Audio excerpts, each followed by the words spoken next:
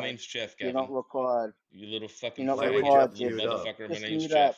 Mute up. The laws Alright, of logic guys. aren't even normative. Hold on, guys. 1 second. This room's actually been out of control the whole night. Has it I've really? been working. Yeah, it has. It's you should have heard it earlier. It was way out of hand. I've just been working. It's been hard for me to mod actually. It's been a tough crowd. But Jack ANGSTREICH, would you be interested in having an engagement with Gavin? Okay. Okay, very well. If Matt and Jeff have at least concluded for now, then Gavin and Jack ANGSTREICH can go. For now. Stage is all yours. Thanks. Okay, Gavin, present your argument. Well, okay, let's be clear here. It's not my argument. Jeff Trimble asked the question. Ask your question again, Jeff. Why do facts and intelligibility have to be grounded in the Christian God? Everybody knows. Come on, Gavin. There's been so many videos of me asking the same question. Why do all facts and intelligibility have to be grounded in the unembodied mind of the Christian God? So Gavin thinks he has an answer. Okay. So now you can be quiet, Jeffrey. You're not required anymore. So Gavin, my name's so not Jack, Jeffrey. that was the it's question. Gavin, That was the question. Little Jeffrey, gay fuckboy. Jeffrey, Gay Jeffrey, fuckboy. Gay Jeffrey, fuckboy. Gay Jeffrey, fuckboy. Gay Jeffrey. Hey, fuckboy. guys. Be quiet. Please, Jeff. Gay fuckboy. Hey, Tell Jeff. him to quit Jeff, calling me stop. Jeffrey. My Jeff. name's Jeff. Oh, okay, Gavin. Yeah. Gavin. Jeff. My name's Stop. Jeff. You heard Gay the question. fuckboy. Now, if get your dog under control. Jeff, hold on, please. Gavin heard the question. If Jack ANGSTREICH wants to engage with that, then we're all listening. Okay, so that was Jeff's question, Jack. Why do all facts and intelligibility have to be grounded in the Christian God? My answer to Jeff was that all facts and intelligibility come under the heading of normativity. And normativity, or the laws of normativity, they have to be grounded in something that is eternal, universal, and perfectly good. And the God, or the Christian God of the Bible, fits that description. So normativity has to be grounded in something or someone that is eternal, universal, and perfectly good. So God fits that description. Now, if facts and intelligibility weren't grounded in the eternal, universal, and perfectly good God, then the laws of normativity would just become subjective and arbitrary. They wouldn't be grounded in anything. But that's impossible. That's impossible because we know the laws of normativity are grounded and are solid and are immutable. So that was my response to Jeff's question. You know, well, I'd actually hate to see Jack have to endure this. I mean, I don't. There's so many issues there. I don't really understand why anybody would say all facts are normative. I take it that's what you were saying. Presumably there are some descriptive facts that are non-normative. But even so, even if it were the case that the Christian God fit the bill, that wouldn't establish why it was necessary that it was the Christian God. Because there could be other gods that fit the bill. But in any case, I don't really understand why things like logic require a ground, or what a ground even is. So yeah, I mean, in any case, the argument's invalid. But there's going to be other problems there. So. I don't think so. I think my response and my argument to Jeff's question is sound and valid, because we know the laws of normativity and normative realism are immutable, they're unchangeable, they are reliable, all these kinds of things. But for them to be reliable, immutable, unchangeable, they would need to be grounded in something or someone that is itself eternal, universal, and perfectly good. Because normative realism just doesn't pop into existence by itself. It's contingent on something much greater, much larger, much more powerful. And that's where God comes in. Because absolutely everything is traceable back to the God of the Bible, including the immaterial, invisible, abstract laws that govern our world and universe. Well, it just seems like all you're doing is repeating what you said before without addressing the objections, right? So the main objection is that even if it were the case that logic required a ground and or normative facts or norms required a ground, whatever that means, right, which is unexplained, and it's unexplained why that would why those things would require a ground. Even if that were the case, and even if it was required was a mind or a divine mind, none of that would establish that Christianity or the Christian God is the only being that could fulfill that role, right? So you just haven't met the burden. I'm unsure why you would say that normativity is unexplained. Why would you say that when it is explained? When did I say normativity was unexplained? You said that in your last monologue. No. Yeah, you did. No, I didn't. Whatever. We can play ping pong like this all day. So, my argument or my reasons for Jeff's question, which is why are facts and intelligibility, why do they have to be grounded in the Christian God? My explanation and my argument goes through because everything is contingent on something, and absolutely everything can be traced back to the God of the Bible. Because normativity is immutable, unchangeable, it has to be grounded in something that itself is eternal, immutable? universal, and perfectly good. And that's like the God of the Bible. Gavin, are you saying mutable or immutable? If who is talking? Who is trying to get their 15 seconds of fame? Right? It's me wondering if you're saying mutable or immutable. Yeah, but I'm trying to listen and follow you, and I can't tell if you're saying mutable or immutable. No, I think you're trying to get your 10 seconds of fame, but just for you. And you're still not going to clarify. All right. Famous, all right, never mind. Just never so mind. You can be famous. Just so you can never mind. Yeah. Famous for talking to you. Yeah. Well, you don't need to be minded at all. So normativity is immutable, it's unchangeable, and normative realism is something that atheists cannot justify. So my answer is sound, it's valid, it goes through. That is why facts and intelligibility need to be grounded in the God of the Bible. Yeah, I mean, can somebody tell me what he means by laws of normativity? I'm not really sure. Probably he means things like laws of logic. Who are you, fame I'm your daddy, Gavin. No, you're just an idiot that's trying to crash a debate to get their Jack, 15 seconds. Jack, could you ask him? I'm sorry, I didn't know this. Could you ask him that for me then, Jack? Stop white knight, yes. please? Yes, Matt. Can we please turn on replays? I'm sure I might have to go, and I'm sure other people will want to hear. This is great shit. So please turn it on.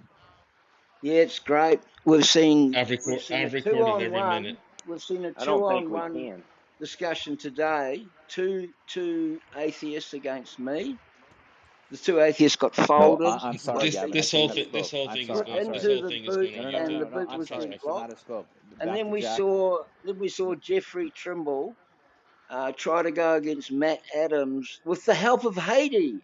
And he didn't realize that the first time around, Hey, my didn't name go well for him either. my name is And Jeff. he was My name is folded Jeff. again. So My name's today, the Jeff. scorers, My name's Jeff. Theist Fuckboy. Hey, 2, fuckboy. Hey, Theist fuckboy. Hey, 2, little fuckboy. Hey, little unbelievers fuckboy. zip. Hey, Hey, little Jeff, Zero, Jeff, fuckboy. come on. zero. Jeff, hold, stop. My name's Everyone, Jeff. stop. Look, Jeff, If he listen. calls me Jeffrey, All right, I'm gonna call fine. him fuckboy. All right, listen. Gavin, call him Jeff. Jeff, don't entertain that. JJ, you should feel grateful for sharing a stage with Gavin because being next to him just makes you look better. I want you to understand that. I'm very grateful. Thank you, There you go. Johnny. You're welcome. But Gavin, you and Jack have the stage. Please continue. Sure. Yeah, your turn, Jack. Yeah, I mean, again, you just aren't addressing any of the objections. So the key objection is that even if a divine mind were required to ground normativity, whatever that means, right? I could grant you, for the sake of argument, the fact that Normativity, there you go. Whatever that means. Normativity, whatever that means. no, I was saying Do you not know ground. what that means, No, I was Jack? talking about grounding. I was saying whatever You grounding said means. normativity, whatever that No, I means. said grounding normativity, whatever that means. So it's the grounding Ah, that okay. I don't So you understand. don't know what grounding normativity means. Yeah, I don't know what grounding is. But leaving that aside, Ah. right? Would you Even like if me to explain to you? Would you like me to okay, explain? yeah, but Okay. it's irrelevant Grounding simply because means no, it's not irrelevant. No, it's not irrelevant. Well, it's irrelevant in the atheist worldview, but the atheist worldview is erroneous anyway. Why do you think there's only 7% of you that make up the global population? You're a tiny substrata of people, of the population. So grounding something is to anchor something in something solid, immutable, eternal, universal, and perfectly good. Yeah, that's the If 10th dimension. whatever It's the 10th is dimension. That's what grounded it is. in something perfectly good, eternal, and universal, then it just becomes subjective and arbitrary, which is something akin to the atheist erroneous worldview. Now, that is impossible. That's absolutely impossible. yeah, well, I don't know what anchoring is, so that wasn't helpful. But in any case,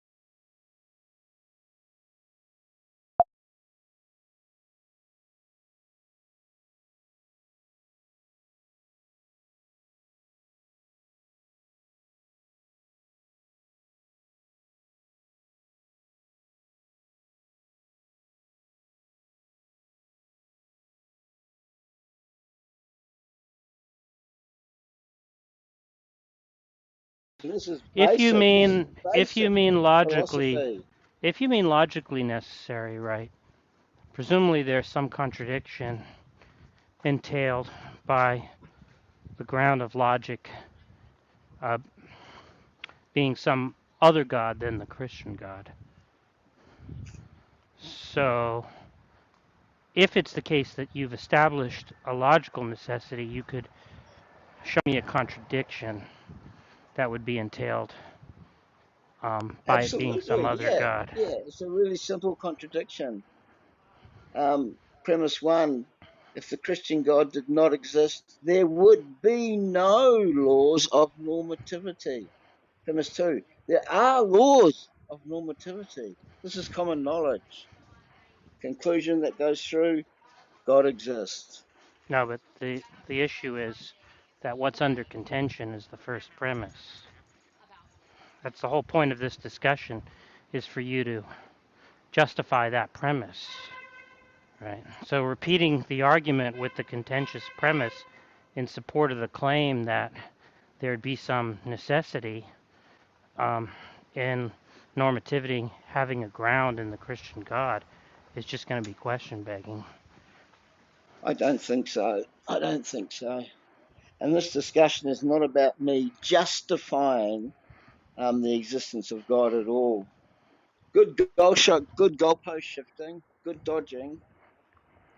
Yeah, I wasn't saying that you were justifying the existence of the Christian God. I was saying you were supposed to justify the claim that it's necessary for there to be normativity and intelligibility, or sorry, facts and intelligibility, as you put it, right? Their Christian God would have to exist, right? So I That's didn't not shift the any argument. goalpost. That's not the argument. That's not the argument. The Well, argument that's is the not whether argument the that you Christian gave. God. No. You're losing so badly. You're ducking and dodging and diving better than O.J. Simpson. Everyone knew he was guilty. I don't have to prove the Christian God exists, or I don't have to prove that facts and intelligibility are anchored in the Christian God. How can I do that? How can I do that with a spiritual entity, somebody that you can't see? What I can do is give a robust and philosophically mainstream argument to an asinine question about how come all facts and intelligibility have to be grounded in the Christian God. The simple answer is facts and intelligibility, or normativity, or all abstract invisible laws have to be grounded in something or someone who is eternal, universal, and perfectly good. And God of the Bible fits that bill perfectly. If normativity or invisible abstract laws that exist weren't grounded in an eternal, universal, and perfectly good God, then we'd be living in a world of atheism, which would be subjective and arbitrary, and it would be an abject disaster. Hence, the reason why globally atheists make up 7%, this tiny, minuscule substrata of people believe that no God exists. Yeah, well, that just seems to be a string of non sequiturs, but it doesn't really matter because I could grant you most of that for the sake of argument. You still wouldn't have established that it was the Christian God, right, and only the Christian God that could fulfill that role. Right. Yeah, it seems to be fairly common knowledge amongst most people that it's the Christian God. Except for Muslims and...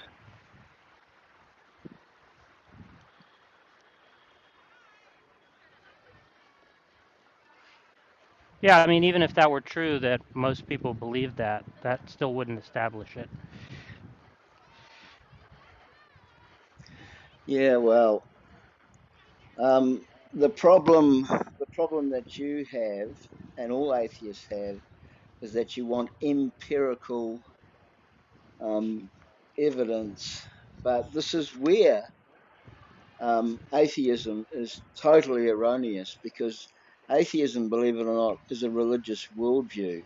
It's not a religion, but it's a religious worldview, simply because it claims, you guys claim to know something fundamental about reality that hasn't been, or may never be empirically proven.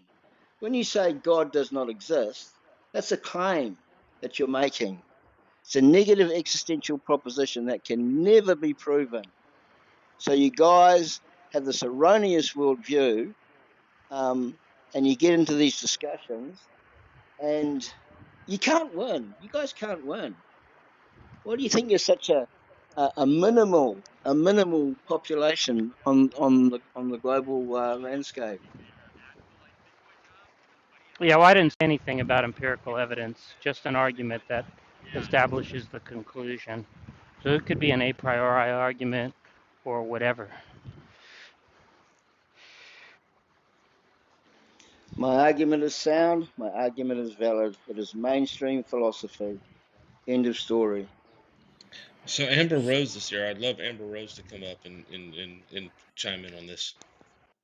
Yeah, before we do that, I would like, Gavin, would you be interested in taking questions from the audience? And if so, would you be interested in doing that for number one?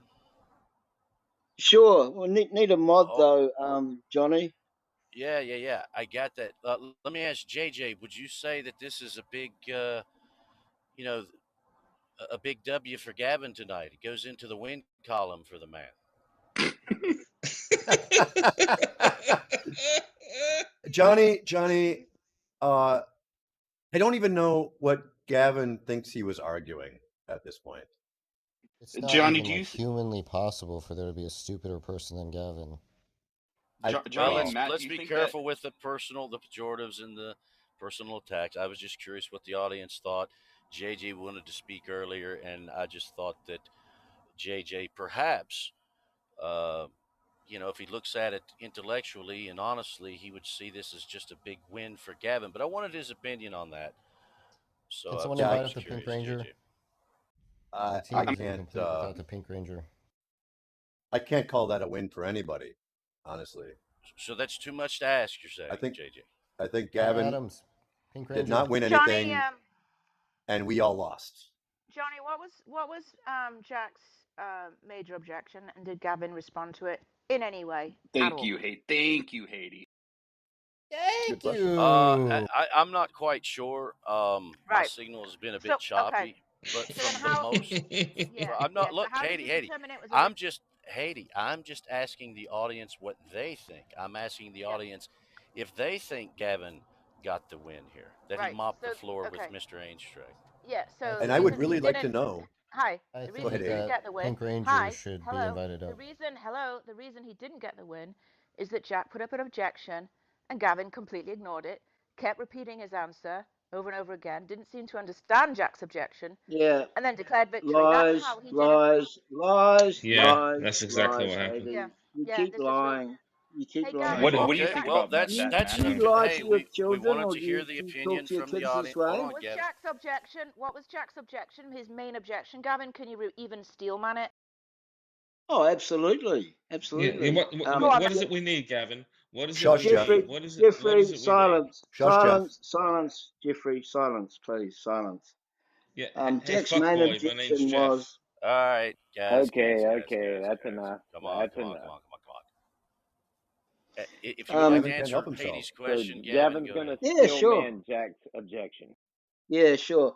Jack's objection was, even if he granted me all of the points I've made, I still cannot prove that it is the Christian God that grounds all facts and intelligibility. No, that was Jack's main objection. Now the problem with Jack's objection. That wasn't it. You weren't listening. The problem with Jack's Jack's objection is the same problem that atheism has. All right, and this is the problem with Jack's objection and with atheism. Atheism is a religious worldview. It's a worldview. It's a worldview because atheists claim to know something in air quotes. You don't actually know, but you claim to know. You claim to know something fundamental about reality that hasn't been or may never be empirically proven. When you say God does not Wasn't Jesus exist, turning alive from that's the a dead claim. a form That's of a empiricism? claim. That Wait, is a claim. what about is all of Jesus' hilarious. miracles? That's a claim that is something fundamental about reality. Wait, And you wasn't cannot Jesus prove turning that alive because an atheism is a empirical negative fucking... existential proposition. It is a proposition that is impossible to prove or validate. Therefore, that is why atheists make up 7% of the global population, and you're getting smaller. Yeah, Well, I Gavin stopped listening. successfully I steel stopped man that. listening because you did not, in fact, understand Jack's objection.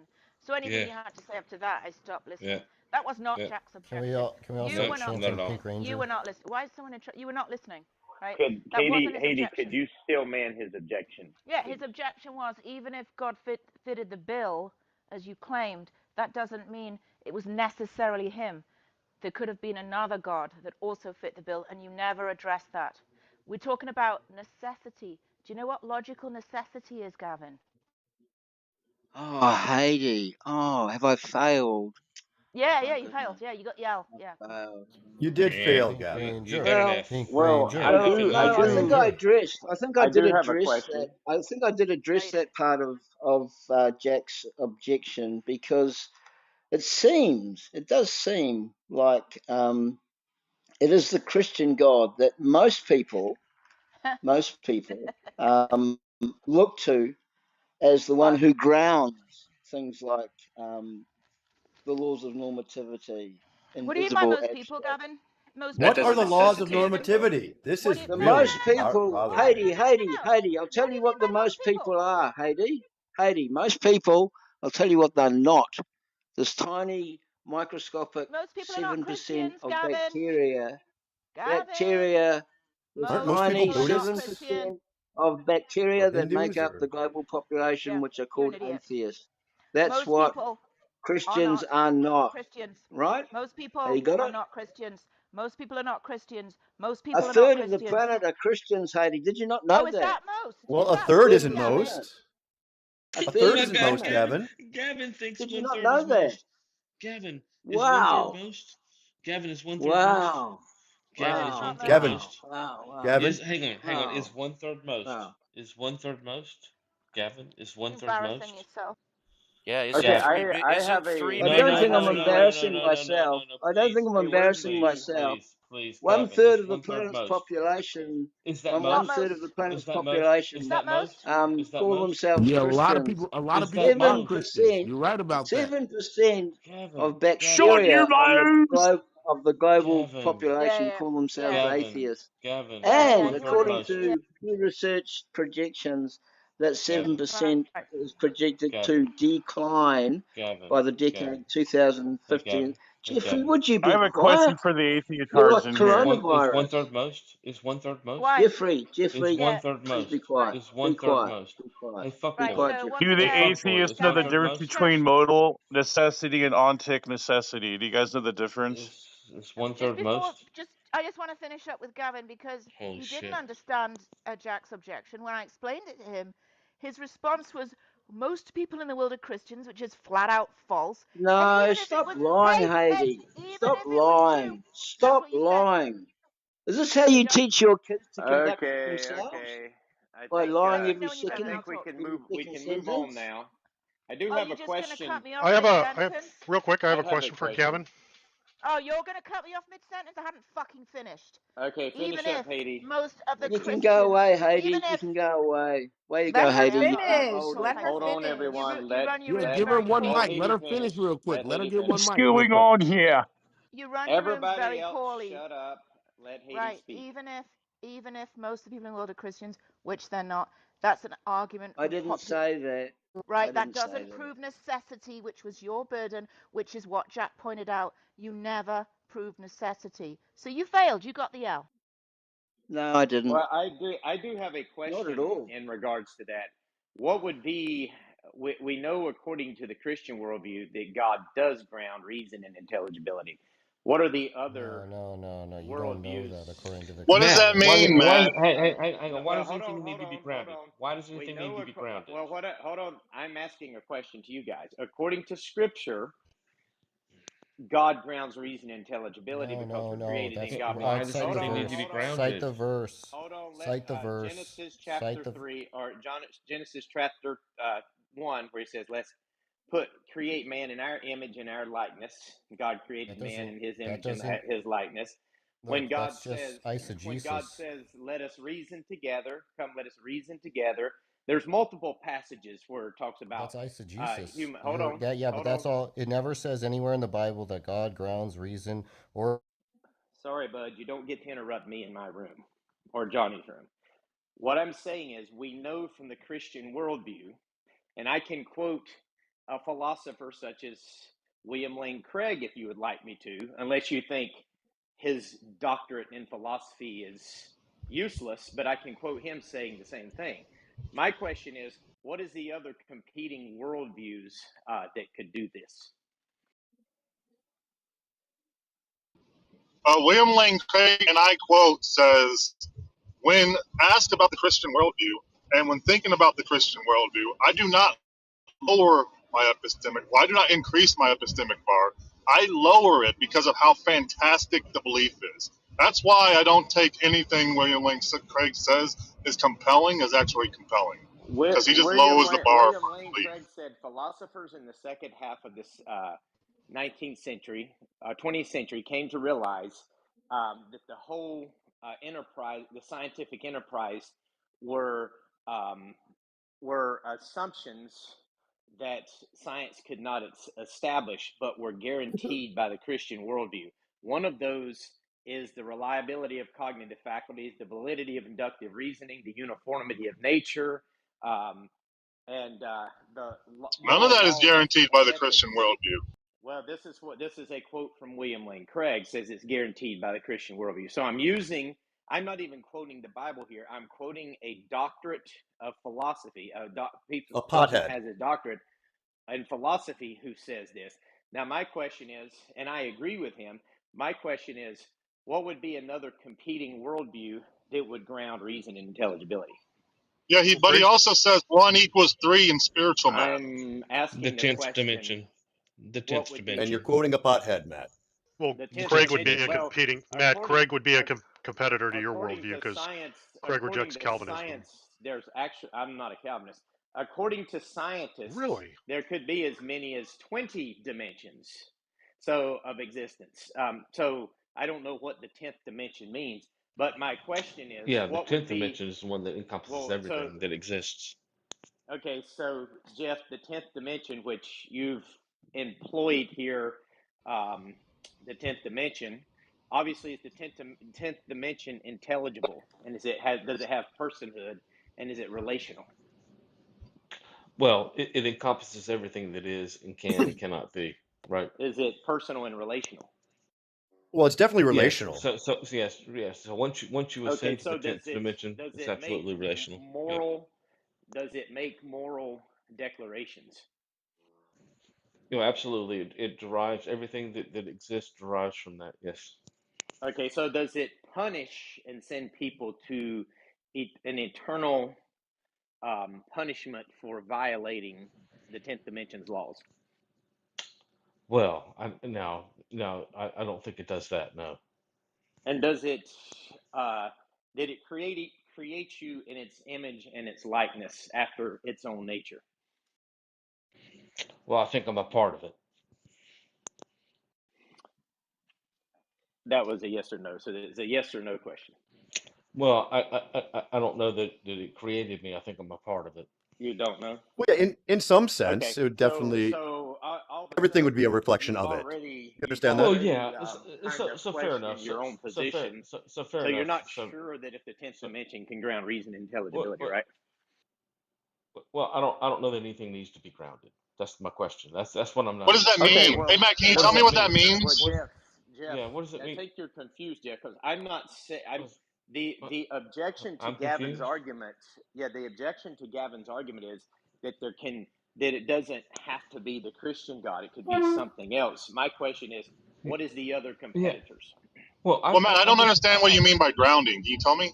Who keeps yelling at me? You do know what grounding What? means. Don't feign No, ignorance I don't. or I don't know I what you don't mean. Can you know. tell me? Everybody knows what grounding Hang on, means. hang on, hang on, This is hang on, just an hang on. atheist trick. I This is literally, just an atheist trick to chew up time. I literally don't know what you mean when you say something has to be Look, grounded, that wouldn't right? surprise. That So, would not so surprise me. That would not cool, surprise Gavin. me. You need to Cool, keep Gavin. up.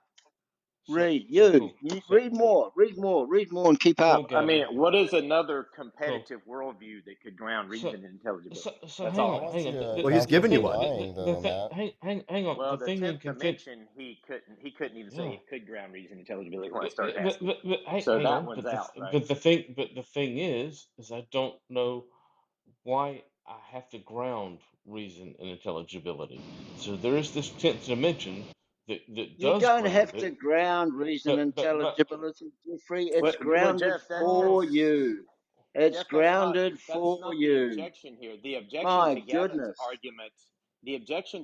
argument, from Jack is that that doesn't mean that there could be, and it doesn't mean that the Christian worldview is that required. There could be another worldview. I'm just asking, what is the other worldview? What other worldview I could said that it be? was the 10th That's all I'm dimension. asking.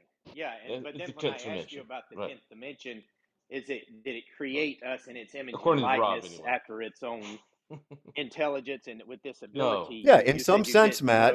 In some sense, everything would be a reflection of it. Yes. Well, Jeff said he didn't know, and this was Jeff's worldview. So we already thrown that one out as a competitor. So my question is, what is another competitor that you could put up? Well, I think Jeff has just come to the understanding that there's a sense in which everything would be a reflection of it. Oh, just ad hoc reasoning. Yeah, that's very vague. That's desperate and very vague. What do you mean? That's not reasoning. That's a stipulation in his view. What do you mean? Very desperate and very vague. Very vague, very desperate. But I've got a question. On the fact that Matt lied. It's called a full-scale retreat mode from atheism. Yeah. And I can smell the butt hurtness. I can smell the butt hurtness from the atheists. Well, stop smelling people's I don't butts, understand Gavin. why do you guys gotta act like this? Do you guys think that you're acting like adults right now and you act like that? Jovan, Gavin smells the butt hurt from a mile away. Matt, do you think you're being an adult right now? You can't just have a conversation with people without like throwing around insults and throwing around little playground, little insults and smack. Like Matt, come on, man! You're a bigger man. You're a bigger man than this. You can have a conversation. Jovan, go away. Go away. Shut your mouth. Go away. Go away. Shut your mouth. Shut your mouth. Go away, son. Shut your mouth. Go away. Off you go. Shut your mouth.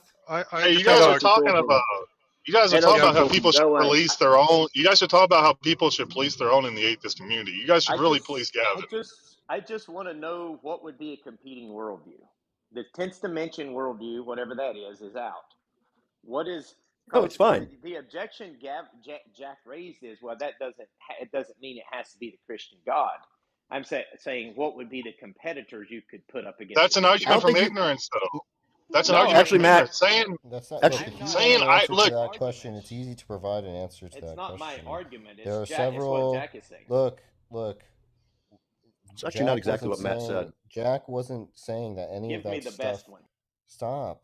Jack wasn't saying that any of that stuff made any sense. He didn't say that anything Gavin said made any sense, and that's largely because it was complete gibberish. It didn't. But he was saying that even if he granted all of it, it doesn't show that the Christian God is what grounds intelligibility. And if you're asking what other candidates are, well, you just pick out the properties that Gavin was talking about. It's not exactly what he said either. Well, that would only be the Christian worldview. Josh, it's actually Matt. That's what Jack said is that if he grants all those things, just leave. Asshole. Yeah, I'm trying to help you not be wrong, asshole. What Jack said is that he grants all those things, and that the Christian God does fit the bill of all these things, that you haven't shown that that's the only thing necessarily that fits the bill. That's what Jack's objection was. Well, is Jack's claim that isn't the only worldview? You understand now, Josh? Is that possibly the only worldview? You didn't say that.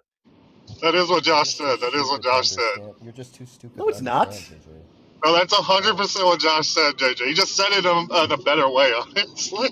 Actually, Jovan, no. Josh said that you still haven't proven that the Christian God does that. But when Jack was granting all those things that Gavin said, he was granting that the Christian God does. If you would have let Josh finish, though, if you would have let Josh finish what he was about to say. Wait, but what he was about to say was that if you were to take the individual properties that was necessary, then you can just establish some other view with those necessary properties. Right, Josh? Yeah, that's exactly right. But that would be what Josh Dawkins would call... Fuck you, JJ. I didn't stop him from saying that. You did stop him. That's exactly what he was about to say. Hold on. That would be what Dawkins would say. I don't know why he didn't say it then. Incorporating a worldview body double. What? Yeah, but JJ, I mean, when Gavin declared to have made a sound argument, I mean, that was good enough for me. The debate was over right there. I mean, that was the end of it. Yeah, I mean, that was good enough for me, right? Why would it be a good argument just because it's sound? That's like really stupid. It was sound and valid, but I've got a question for the atheist. Is that okay, Johnny? Yeah. Before you explain that, Gavin, I mean, when he asked, well, why would that be a sound argument just because Gavin, declared it? Well, I look at it similar. What was it you asked then? I can give you a sound argument, but that doesn't mean it's a good reason to believe.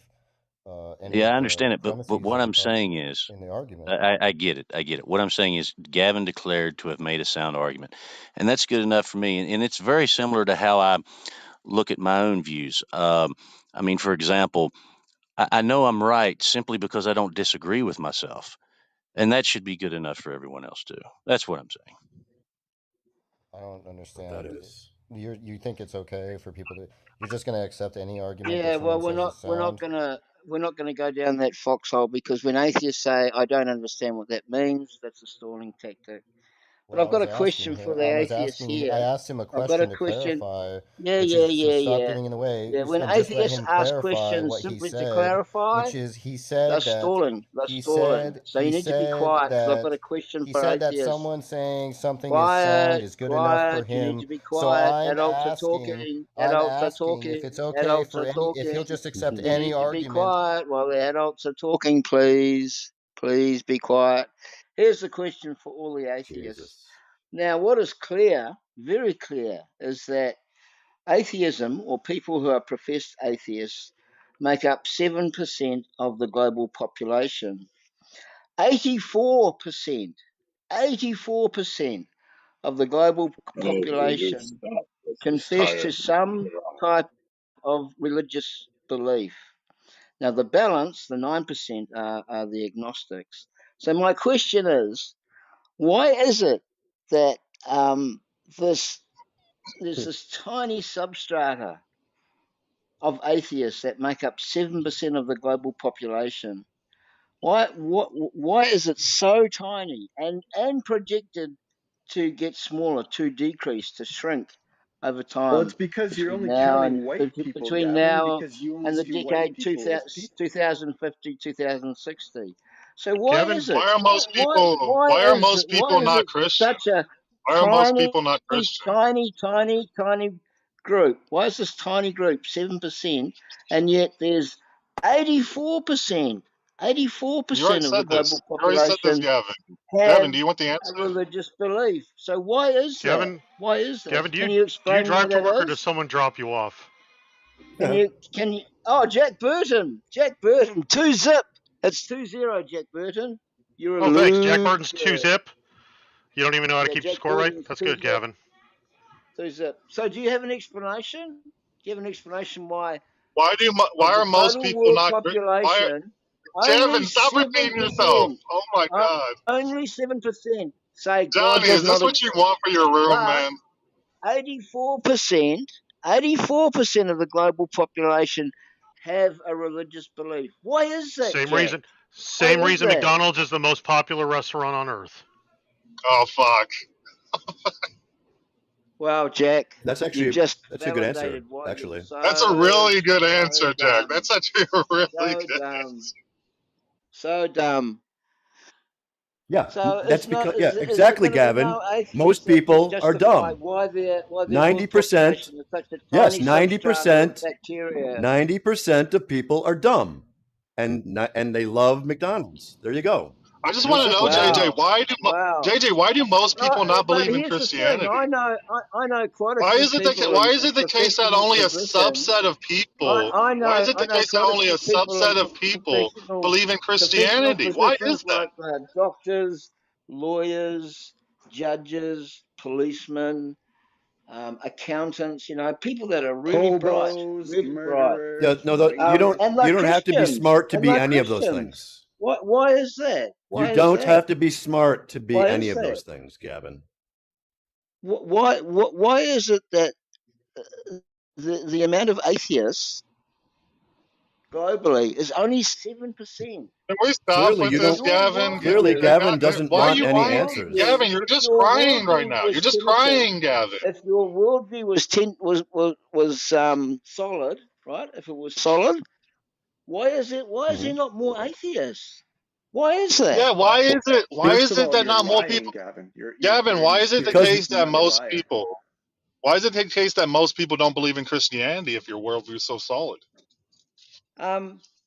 A third of the planet believe in Christianity. That's a good Yeah, that means size most compared to people the don't. That means tiny most people don't, substrata of right? bacteria that are 7%. So why is So it that most people don't, your right, belief Gavin? group, Most people your don't you're believe in belief group, Christianity? your belief just shows group, that you're which is in the so Why is it the minority. case small, that why are most you you can't so even admit it, small? Gavin? Why can't Why you are you admit so it? Does it hurt? tiny? Why Does are it you hurt, so Gavin? tiny? Does As a it hurt, belief group, Gavin? why are you so tiny? Hey, Gavin, does it Why hurt to are know you most people don't so believe in tiny? Christianity? Why Why are are you you so so tiny? tiny and Why are you so insignificant? tiny, Gavin? Most people don't believe in Christianity. No. The question is, globally, why are atheists such a tiny and Lol. insignificant All right, I group? gotta go. Why is that? Christianity is such a tiny portion of the population.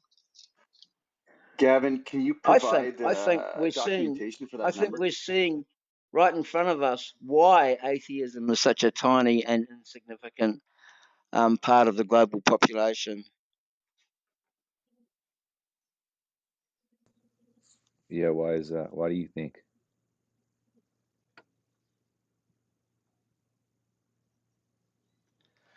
I'll give you the standard response, which I tend to agree with. Atheists tend to be overly infatuated and in love with their own minds, right? They think they're cleverer than God or smarter than God. You And literally worship and are in love with that's a probably the creature that major exists reason, only right? in The your own major mind. reason why there's a tiny group that comprises 7% of the world's population that No, but that say doesn't tell you. God That doesn't does tell not you. exist, That doesn't but tell you that is a why they're so negative small. existential claim that can never be proven. But that doesn't tell Never you be why it's proven. small. That doesn't tell you what you just described, right? Yeah, I'm Why you? asking you. Atheist. I know you. Why is I your know you belief are. group I know so you are. I know small? you are. But nobody's I know given an you are. answer. I have a All you guys response. I don't know. do is mock.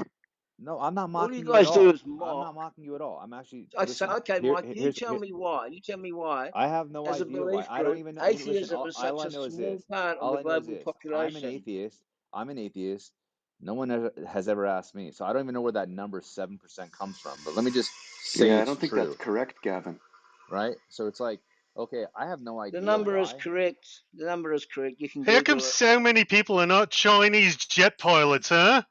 Why is it such There a you small go. amount of people That's why. on That's why Chinese jet atheists pilots? are such a tiny, insignificant part of the global population. That is exactly why. Well, why? I just don't get why this is so like compelling to you. I don't. What is this? That's irrelevant. It's irrelevant. I Gavin, asked the It's so question. I asked the popular these question, days. and It's nobody so can give me an popular, don't answer. you know?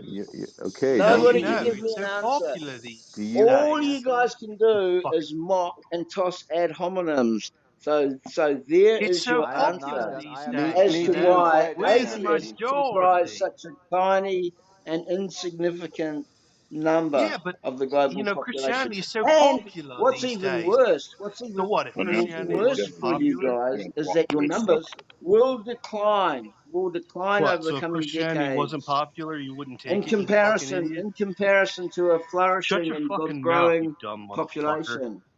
You shut your fucking mouth for a second. So if Christianity wasn't Oh, popular, you or wouldn't what if take I it, you don't? dumb What if I don't, motherfucker. Daniel Nero? Mute this Daniel motherfucker. Nero, what if I Johnny, don't? mute this motherfucker. What if I Let don't, me Daniel finish, because he's Nero? over talking me. What if I don't? What if I don't, Daniel You're Nero? being a fucking coward is what you're doing. Johnny, What if I are you don't? there? What if I don't shut my mouth, Daniel Nero? Because you're a fucking cunt. You're a fucking cunt. You're a pussy. I'm telling you something. Yeah? Listen, if Yeah. Christianity weren't Keep popular, would you talking. still follow it, you Keep dumb talking. cunt? Keep talking. Keep Yeah, talking. keep talking. Keep Get it up, talking. Fucking guys. pussy. Come on, Gavin. Let's see what you've got. Come on. Keep Oh, he talking. gave Gavin mods like Let's a see fucking what you got, Daniel douchebag. Nero. Let's see what you've got. All I've heard from you, Daniel Nero, Let's see all how All right, get night bad ready. this I'm going to is be is sent now. down. Get flaccid. ready. Send me down. Yep, get Here ready. you go, Gavin. Come on, Gavin. Flaccid Do Send it. me down. comments. Send me down, pussy. Gavin, Send me down, pussy. I don't have mod Suicide by rights. mod. I don't have mod rights. Oh, you I got the don't have little Yeah, mod green you rights. anus though, you do, Gavin. You got the Gavin. little green anus. You've got the green Do bean, it. my friend. Christianity's So so popular these days. my question That's goes why I believe in unanswered. Jesus My Christ question after goes all. Your It's so question was unanswered. popular. already Here is It's a so answered. popular, stage right? full. Here is a stage full of Look at this insignificant fucking drunk. atheists This fucking who were asked the question, why is it that Asked and atheism answered. as a Once belief, given, as a worldview, understood by the receiver. Not comprises awful. this tiny, insignificant 7% of the global population, and nobody can answer it. Do you have an All Asked you answer? guys and can I'm just answered. do curious. is throw ad hominems do and you have an mock me idea? and I haven't said swear at anything. me. I haven't said And anything. Do there you have is an your Because the idea? two answer. numbers No aren't There account is accounted your for for, it, Gavin. answer. you. What What's percent of the worse, population is your what's denomination of Christianity? your numbers are going to decrease over What the percent coming of the decade. population is your Provide denomination of content for that. Christianity? Verification needed. Gavin, what percentage of atheists in countries where you get killed for being an atheist, what percentage of those atheists do you think identify as Exactly. atheists? Gavin, what denomination are you? Oh my God. Did someone throw a bucket of water on you? Why are Gavin, you do you think cackling like a Catholics are witch? saved? Yes or no? Oh my goodness. That's a You yes or can't no even question. answer a simple question, atheist. My goodness. I'm And asking you a answered. question.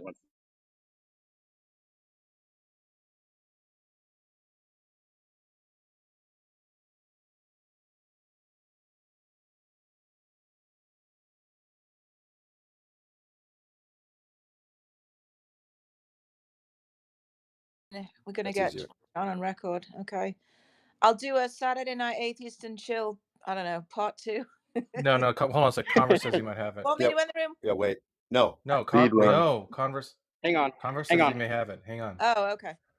1 second. Let me listen to this clip that I do have. Shit, I've been recording all night long, and the one thing I don't record is this. Really?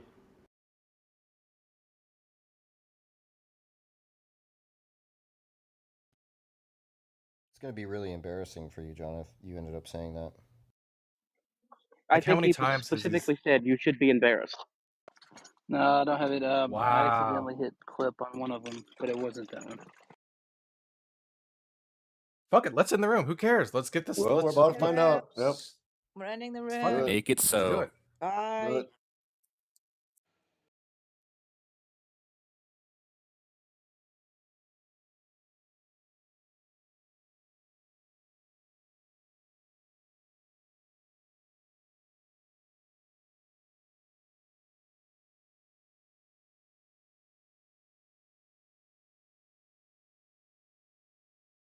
That atheism, this minority substrata worldview, comprises 7% of the global population. Nobody can answer me that. And just for context, what percent of the population is your specific worldview? Repeatedly, but you refuse to accept it. So, and let's put the question in some more context, right? No, there's no context needed. These are the brute facts. Well, they aren't the brute facts if it's a poll, Gavin. Polls aren't brute facts. What's your answer? What's your reasoning why? Do you have one, Like, Gavin? Catholicism is about 14% of the world population. That's just Western Roman Catholics. And you probably don't consider them Christians if you're a Protestant, right? So why are they so popular? And how does your denomination stack up to that? You don't even know what I think. But you still cannot answer me, can you? Can you provide an answer? So we're at a stalemate if we both can't answer each other. No, we're not at a stalemate. My question remains that you guys cannot answer. Can you provide I have asked several questions you haven't answered either, so we're at a stalemate.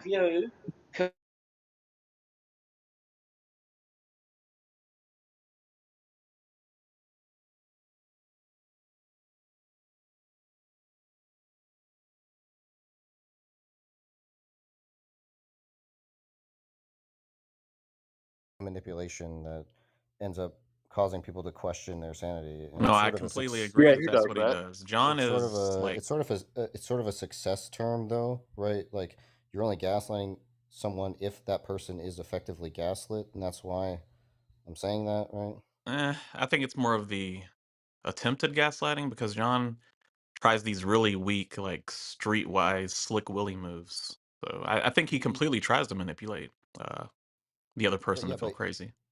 Look, it's trying to take control of a person's behavior by making them feel crazy. I don't think John Lee does that. He tries to. Of course he does that. When he says, "I didn't say that, you imagined it," that's fucking textbook gaslighting, and he does that all the time. Dude, his dad to, used because to people do it don't to fall him. for it. He told us his dad used to do it relentlessly. So John, so you think I should be embarrassed by my If John behavior? told you what you should do as an atheist, I'm never letting him live it down. Is that what you think I said, Jeff? Yeah, I think. Don't answer his fucking question, Jeff. Yeah, I'm asking you. Did you say I should be embarrassed by my behavior? I'll tell you what, Jeff. You know what? I've trained myself to speak a certain way for a very great many years. It's almost robotic. So I'll just leave it at that. Tom, did you find it yet? No, the replay's not up yet. Ah. I think I can tell you guys what happened with Billy, though, is if you recall, Venus always calls him, whenever they say Billy's here, Venus always calls him like, oh, you're talking about the homosexual Billy? Billy the homosexual? And so I think that might have been what happened, as he kept saying that. And she might have got pretty upset about it. She might have who? Well, they're talking about, weren't you guys talking about Amber inviting Billy into like a separate room or something afterwards? That was before. I think Billy came across it before he knew who she was, and I think he was like, just I don't know. He messaged her saying like something like, "Yeah, they're all crazy" or whatever, because she was talking to crazy Christians. But yeah, in that first room that we had with her. No, this is prior to that. Oh, okay. She was just in a room with, I guess maybe with Andrew, and Billy didn't know who she was. Just the way she sounded, it almost seems her view I don't think that Billy, every Christian is crazy to some extent. What's that, John? No, it seems like she has this view that every Christian is crazy to some extent. I know some other atheists that think all Christians are liars. She specifically said the opposite. She specifically said the opposite. When you told her that, she said, "No, I don't." And then when I asked her about her friend, who she likes, and she loves Jesus, upon inquiring, she doesn't think she's all there either. She didn't call them crazy. She just said they didn't want to talk about it with her. That's what she said. No, I was asking about how if I was trying to find out if she viewed that person as like better off in a sense, as maybe healthy, happy. These are the things I was trying to gauge. She never called her friend crazy, John. She never called her friend crazy. That at all. That's what I'm saying. She didn't think that at all, Hayden. Do we have recording? What's that got to do with what? How does that mean she called them crazy? I don't understand. She didn't call them crazy, did she? No. That's not what I said. No, you said she Yes, said you all did. You Christians just are said that she was crazy. calling. You were saying that she calls Christians crazy. No, you guys were talking about her calling whatever. No, that came out of your mouth. No. That came out of your mouth. No. Amber's one of those people who thinks all Christians are crazy. That's what you said. Just now, we're going to end this room too. Yeah, there's some But I don't know why we should entertain anything John Lee says, because he's just like baseless claims. So John, she lets her really, kids. Unbelievable. I was gonna say, John, she lets her kids read a children's Bible. She's more than fine with them going to church. If she thought every single one of us were cheese sliding off the cracker, why would she give her kid the book? James, you shouldn't entertain his questions that are baseless. That's about as silly as saying I have a black friend, but I'm really not racist. So, John, I just want to know what your contention is with me when I was talking in the other room, right? So Please, Jeff. Jeff. Jeff, fucking chill, bro. Stop, Jeff. No, that particular one, Jeff, I actually was in the room just chilling. I had left the room because Tom says you can either do this or leave, and so I decided to leave. So I ended up in your room. I ended up in your room, Jeff. I actually raised my hand, but I guess Johnny was driving or something. I had my hand up for about at least half an hour. But the point was that I was listening, and I remember I think it was Johnny's you, room. Jack, and Gavin. Shut the fuck up. Shut the fuck up. Shut the fuck up. Shut the fuck up. Don't fucking overtalk me again. Can we just move on? John, what did you think of Gavin's argument? Well, maybe I'll tell you next time, Jeff. Before we move on, Matt, add mod Gavin. Yep, he modded Gavin, and Gavin went on a banning spree, kicked me out of the room. Yep. Well, he didn't mod Gavin originally. He was the only mod. Matt modded. I just listened to the part. He's not here. I just listened to it. John said, Jeff, you were an embarrassment. He said that twice. He never said that you should be embarrassed. Thank you. People hear what they want to hear. I trained myself like a machine to speak a certain way. Okay, so John, in what way was I an embarrassment? No, Jeff. No. We're not doing that. We're not doing this. He's not going to answer. Also, anyway, thank you I'm having a real Tom moment. You guys only have your fucking selves to blame. Quit going in rooms ran by those fucking retards. Just stop. No, when I correct people, I'm not gaslighting. People are just erroneous in what they hear. People hear what they want to hear. No, you're gaslighting and not telling Jeff what he did, and just saying he knows what he did, why he was an embarrassment. You're not going to enumerate. You're going to let him speculate and wonder about about himself and what you might be referring to. Fuck you, John. Yeah, I'm not going to subject myself to not just a Darth Dawkins Star Chamber, but a mass exponential Darth Dawkins with you involved. Yeah, you just want to make accusations and not give any elaboration as to what you mean and make somebody doubt themselves. Fuck you. I already expressed my you didn't. My view. John you didn't. And now you're gaslighting more by saying that you already expressed what you meant by embarrassment. But John can never make me doubt myself. John, just for the record, John can never make me doubt myself. Just for the record, thank you. There you go, fine. Jeff. That's his aim, though. Well, to be vague. I think that his aim is just that he says things for a I calculated just wanted reason. to be critical, Jeff. So they're gonna overtalk me. I think I heard you bragging a little bit, thinking about. Bragging. I think you Jeff, can you eat some bread and drink some water and not talk to John Lee? Am I correct in you maybe laughing about Gavin's behavior, but you were, if not worse than Gavin? I wouldn't go that far. Jeff, you didn't do very well, though. John did not say should. Was there ever a question? Was there ever? But John Lee is a moron. You don't have to say should to say should. Yeah, but I'm sick of people gaslighting me into thinking he said should when he didn't. What? Dude, that's Like all I he said, knows. the funny thing is, literally, I know exactly what I say, and I know how I'm No, you do not. You most misrepresented. fucking And in certainly that do particular not know what you room say with Amber, often. there was probably approximately 20 to 30 times, and Amber was Oh, I know what guilty it with a is. He's great still portion of triggered that them he got fucking of folded by a celebrity girlfriend. saying that I'm saying this and that, and I did not. Oh, that's funny, actually. I missed it all. A fucking day 2 atheist. Are you mad John that Lee. are you mad that Paris Hilton embarrassed you, John? Yeah, I might listen to a clip. That was embarrassing, John. I had a good time. I'm embarrassed for John. You should be embarrassed.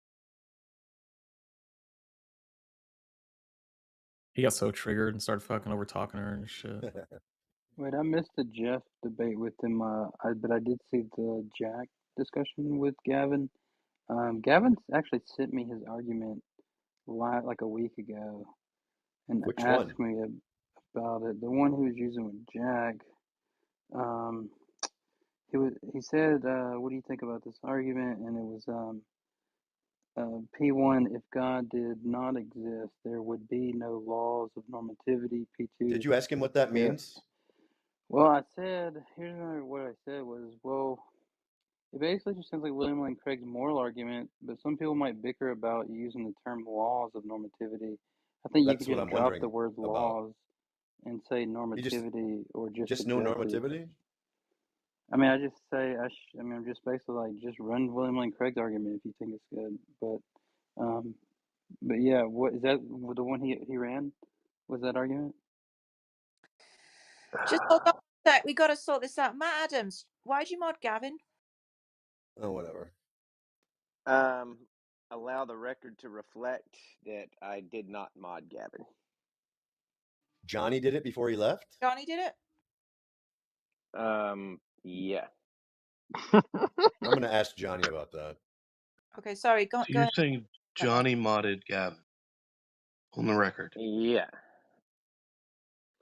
Okay. Allow the record to reflect that Johnny and I had a back channel conversation in which we decided it would be appropriate to mod Gavin in the late stages of the room.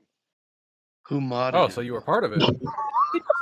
I did not actually mod him, and I did not actually suggest it. Oh my I god. agreed with it as being a good idea. You thought it was a good idea? Dude, who does Matt remind you of, JJ? From like a sitcom from like the late 80s. Your mama? Like a sitcom dad, maybe? From no idea. Married with Children, that guy? Your mama's house? Yeah. Matt has always reminded me as of a King of the Hill type, and I've always appreciated that.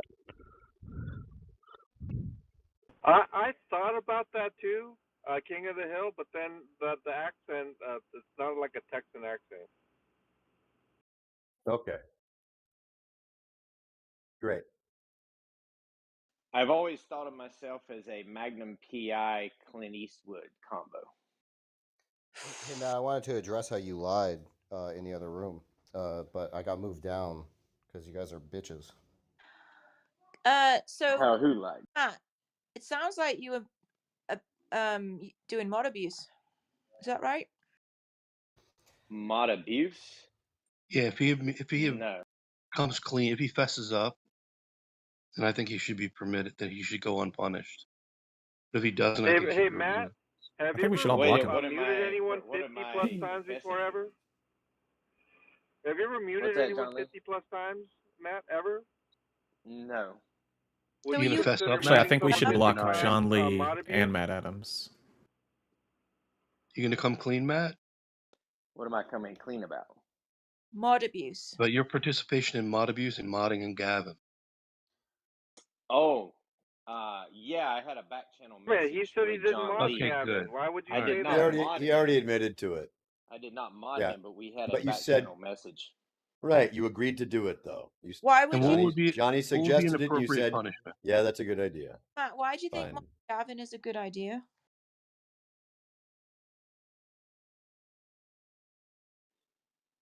Why did I think it was a good idea? Yes. Doesn't seem like a good idea now, does it? That's exactly what it's. Just repeats the question back to you. Johnny was going to have to leave. He couldn't really hang around. This is what children do when they're in trouble. I saw that Haiti had opened up another room, and I saw people were starting to clear out. So when we started talking about it, John Lee said, I might mod Gavin.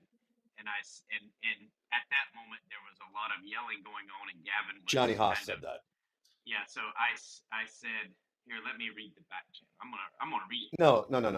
We don't need all that, right? Can we just get past all that? I want to address what you lied about, Matt. So let's just talk about that. Well, yeah. We could just clear this up, then we could talk about it. Yeah, can we agree it's all clear? I asked you why you thought it was a good idea. I didn't want a whole like bedtime because story. The room was ending. Why would that doesn't follow? The room's ending, so we'll mod a nut job? What's that about? Yeah. It's kind of like it's like throwing the rest of the wood on the fire. They were mocking him, and we thought it would be fun to give so Gavin mods to troll, right, Matt? It was a troll. It was a troll, right, Matt? No, I wouldn't call it a troll. You just thought it'd be funny. Well, Gavin was being trolled at that point, so we thought, well, let's troll the trolls. So it was a troll. Well, if you want to look at it that way. Sure. Yeah. He was permitting trolling, Haiti. There's a difference. What do you mean if you want to look at it? You just said, so let's troll the trolls. You're the one that's looking at it like that. That's not what he said. That is what he said. That is what he said. He said he's going to permit Gavin to troll. He just said, let's troll the trolls. Are you Yeah, because Haiti had defined it as a troll. I said, well, wait, let's troll the trolls. Now, I didn't say that to Johnny. I didn't consider it a troll. Matt, can you get closer to your microphone? Get closer to your microphone. It's really difficult to hear you, darling. Okay, can you hear me now? No. Now, White Ranger is accusing you of lying. Go ahead, White Ranger. Can you hear me now? Yeah, you said that Scripture taught that intelligibility and reason was grounded in God, and so I asked you for a passage, and you said something about Genesis, but Genesis doesn't say anything about God grounding intelligibility. It says things about God creating the heavens and the earth, and I pointed out to you that saying that, taking that to mean that God grounds intelligibility, or you said, come reason with us, that none of that implies that God grounds intelligibility. I could give you some and stop over talking me. If you're genuinely interested, stop over talking me, John Lee. And so I pointed out that what you were doing was eisegesis, and at the time where I was pointing out that you were engaging in eisegesis, you moved me down. But I don't think it sounds reading into the text, right? Not taking things away from the text. You're reading things into the text that you want to be there. I think it's pretty easy to conclude what it's saying. I don't think that's even difficult. Look, there are plenty of Christians who would disagree with you that it makes even one iota of sense for anything to ground intelligibility, right? And so if there are Christians like that, it's clearly not because they don't, it's clearly not because they're ignorant of the text, right? And so I'm saying that they're stop over talking me. Just stop over talking me, John. Shut the fuck up, John. John, shut the fuck up. Okay, thank you. Right. Yeah, it doesn't have anything to do. The point is that it doesn't say anywhere in Scripture, nothing like, or even uses synonyms for God grounds intelligibility. Nothing like that exists. Shut the fuck up, John. Nothing like that exists in Scripture. So that's what I'm pointing out you're lying about. That's a lie. Hold on, John. White Rain, are you confident about that you would be willing to debate me on a YouTube channel? I have to. What version of the Bible do you? What version of the Bible do you want me to read, John? What version of the Bible? What version? What version of the Bible do you want me to read, Matt? Any version you would like. Let's just. I mean, now here's my position. I want to be clear here because maybe you misunderstood what I said. I'm not saying that there's a verse that says God grounds reason and intelligibility. Specifically, actually, there is those words. Well, there may be, John. That would even help my argument even better. But what I'm saying is, based on the whole survey of all Scripture from Genesis to Revelation, we can safely conclude that we can have reason and intelligibility because God created us in that way. But look, those are philosophical claims.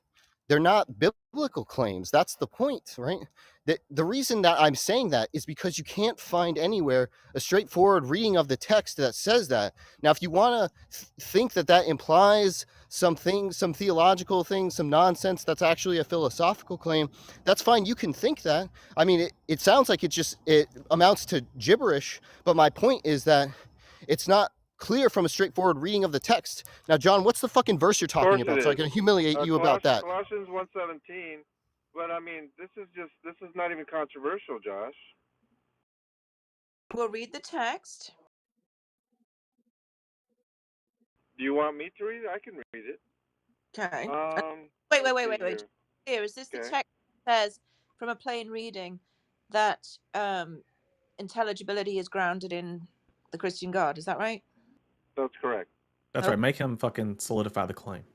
So, and so Colossians 1:17 says, "He is before all things, and in Him all things hold together," and that's a grounding relation.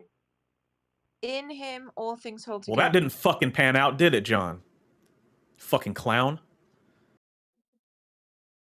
No, I fuck down and stay out of shit if you can't fucking substantiate it. I said nothing of the sort. You fucking doofus.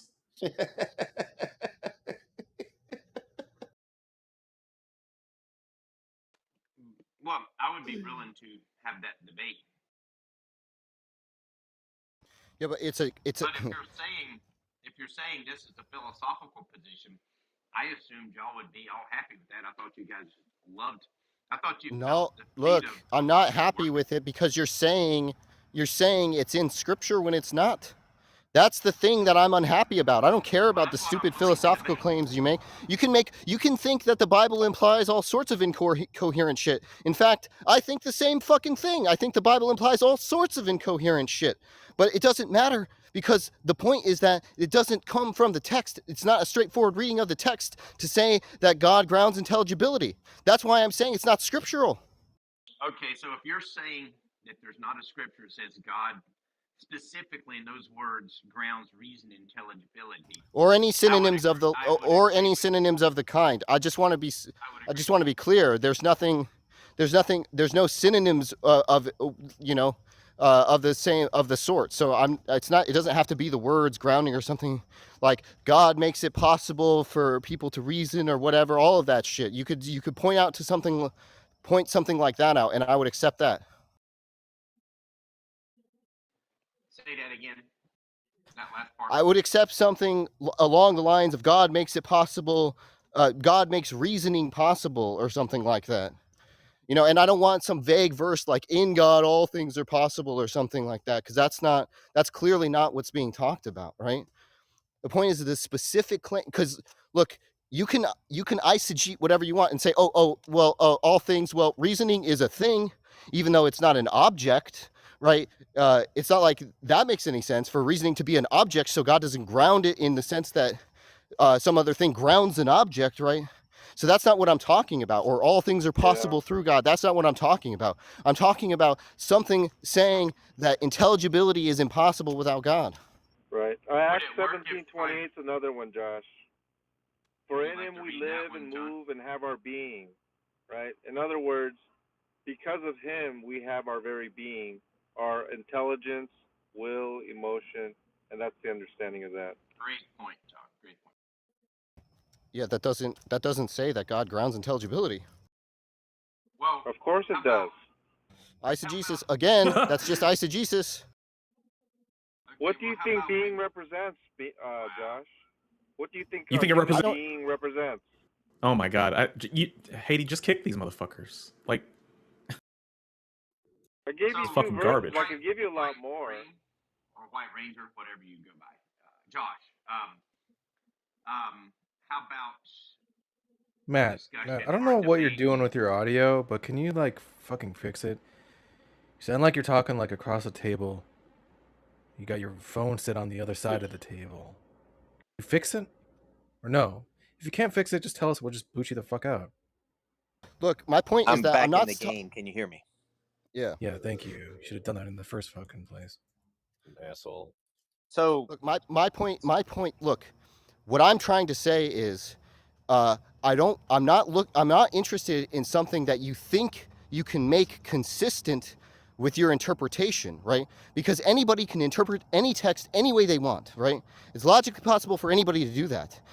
I could interpret the Bible as a recipe for fucking hamburgers if I wanted to. That's not an interesting claim, so that's not what I'm saying, right? My point is that a straightforward, literal reading of the text, it has to be clear that the biblical authors, the people who wrote the book, were talking about grounding intelligibility, whatever the fuck that even means, right? Well, how about we do this? How about we have a discussion, a debate on whether the biblical Shut up! authors, You're talking right now. Shut the fuck up and talk.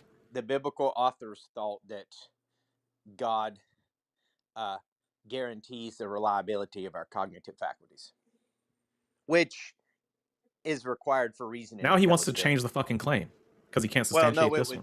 it would be required for reason. Just fucking admit that you can't back up your claim. If your cognitive faculties aren't reliable, then you can't claim reason and intelligibility, right?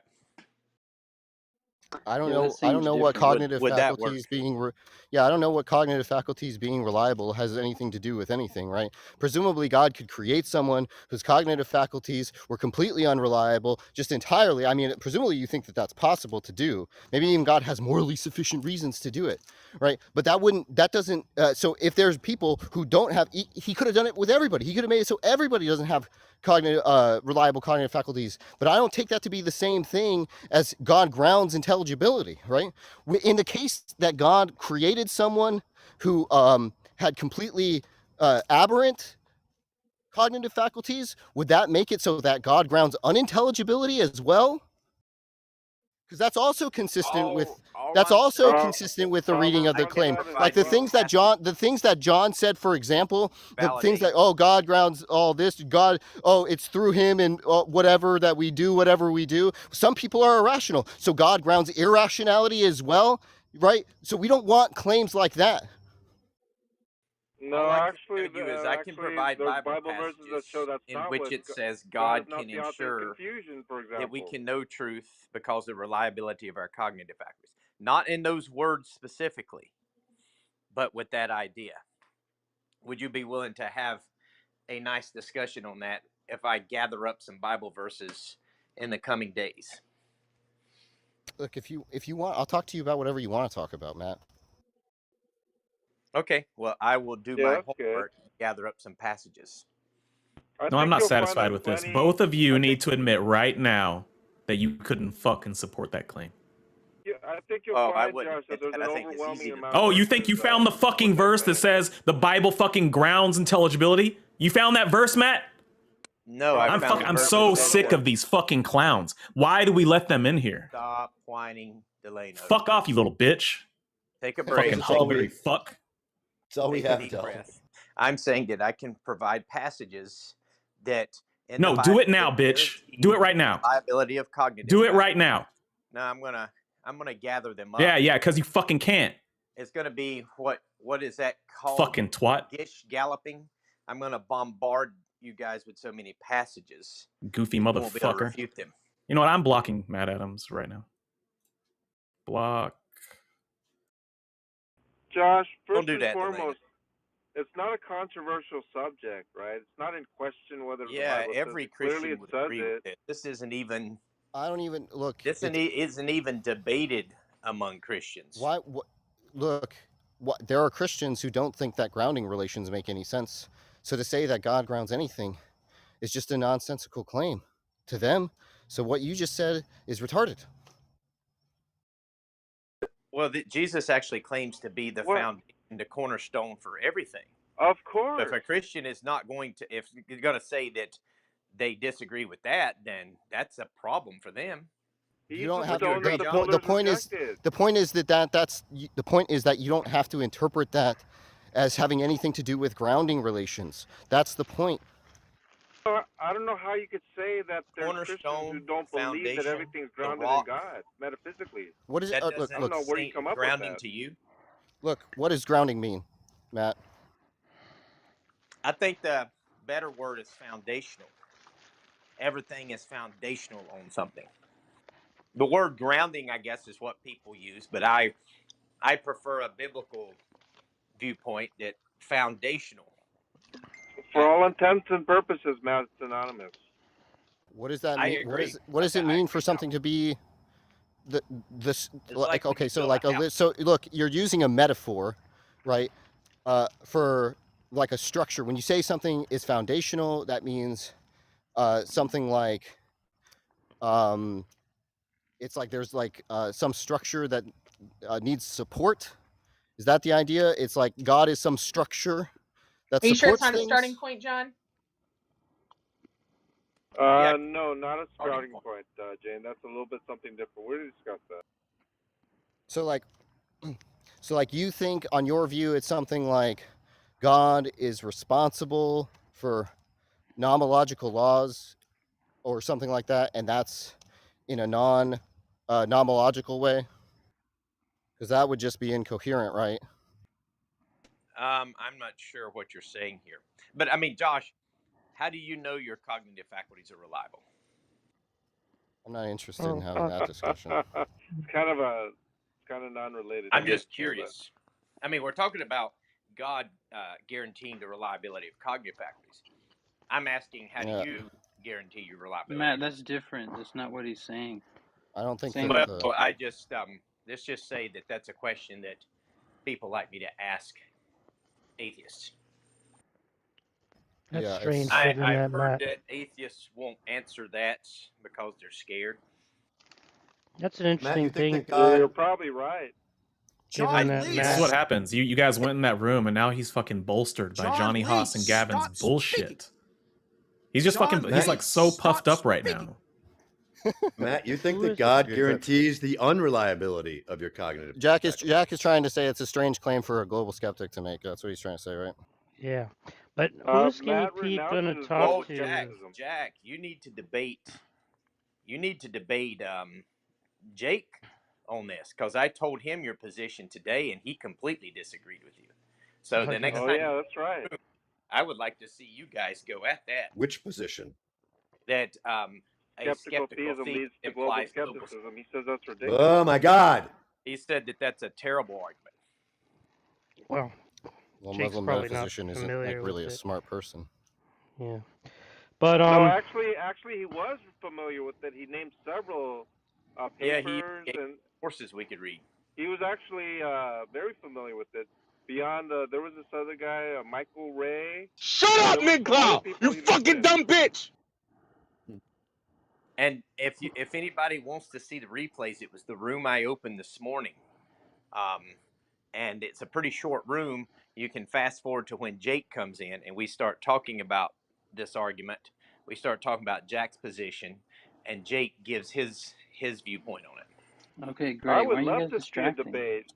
He seems to know what he's talking. He's basically saying that argument's ridiculous. But it really doesn't matter whether he says that it's ridiculous or not. Matt doesn't know how to refute the argument.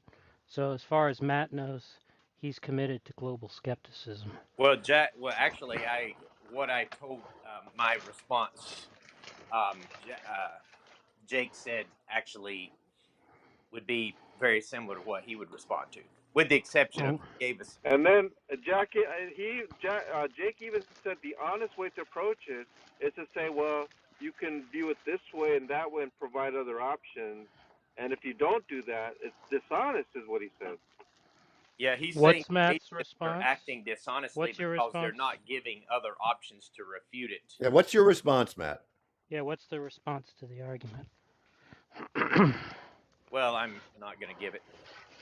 Well, what a surprise. John Lee! John fucking Lee! Stop speaking! Other options, possible options. Basically the response. John Lee, stop speaking! And this was kind of what Michael Ray had responded to. Now, I didn't give this response the other day. I just told you that if I'm somehow committed to global skepticism based on the argument you gave, then I would also have to be skeptical of the very argument of global skepticism. So it would end up self-defeating, which is what philosophers have said. Some philosophers said, but Michael Ray says that it doesn't follow that just because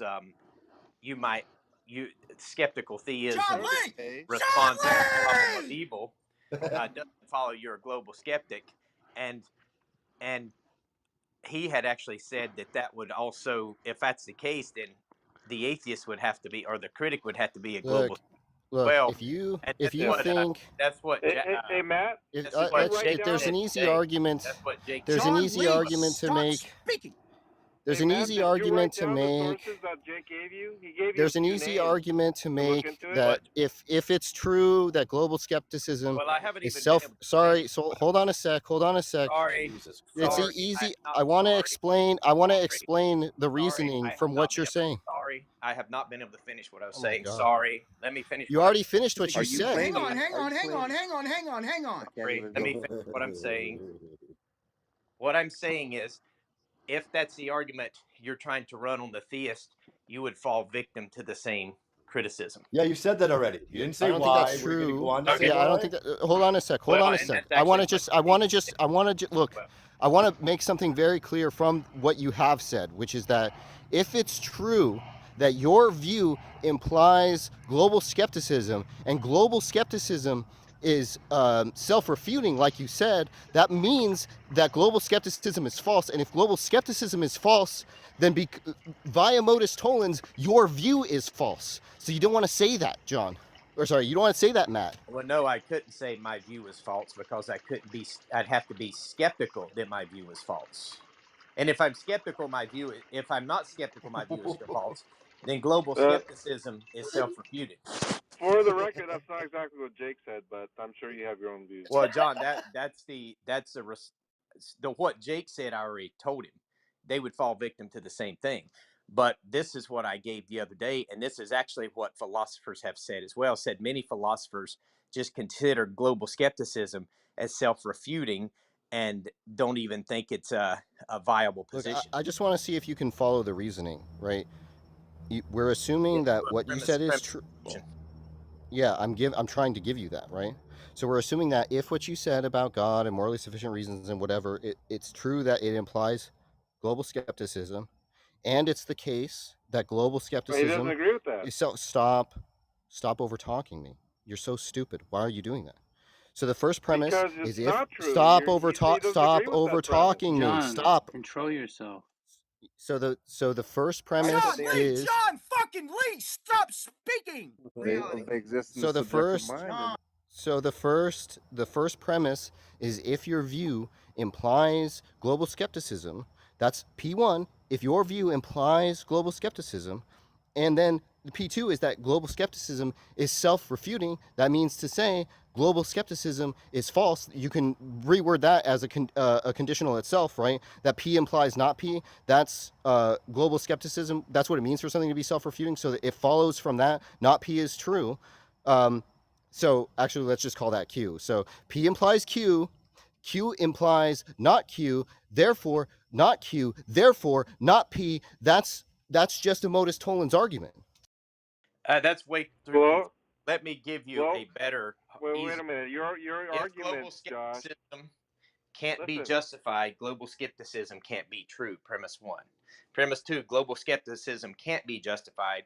Conclusion: global skepticism can't be true. That's much easier. Now, if that's true, if what you just said is true, and your view implies global skepticism, then that means that your view is false because the consequent is that global skepticism is true. And if that's false, then your view is false because the antecedent is false, given that the consequent is false. And it would be self-refuting because I couldn't be skeptical of global skepticism, and therefore global skepticism would refute itself. Do you not see? You're not getting it, Josh. He rejects the premise that skeptical theism leads to global skepticism. Yeah, that's the first premise. You keep incorporating that into your premise, and then you're saying, well, if it leads to global skepticism, then, and you're reasoning the same way, he's saying that global skepticism is irrelevant. No, John Lee, no, God damn. Slow the fuck down. No. So you're not even listening to what Matt is saying. Yeah, I never made the claim that using skeptical theism to answer the problem of evil or to respond to and telling the atheist they need to be skeptical of their claim would lead the Christian to global skepticism. I don't believe that. But what I'm saying is, so global skepticism in and of itself cannot maintain itself because it's self-defeating. Yeah, but look, that's that's fine. what he's saying. He's saying it's self-defeating irrespective of skeptical theism. I already addressed that it's self-defeating. In fact, that's an integral part of my argument. So shut up, John. The whole point is that my argument you keep trying to tie assumes in skeptical theism, though, sir.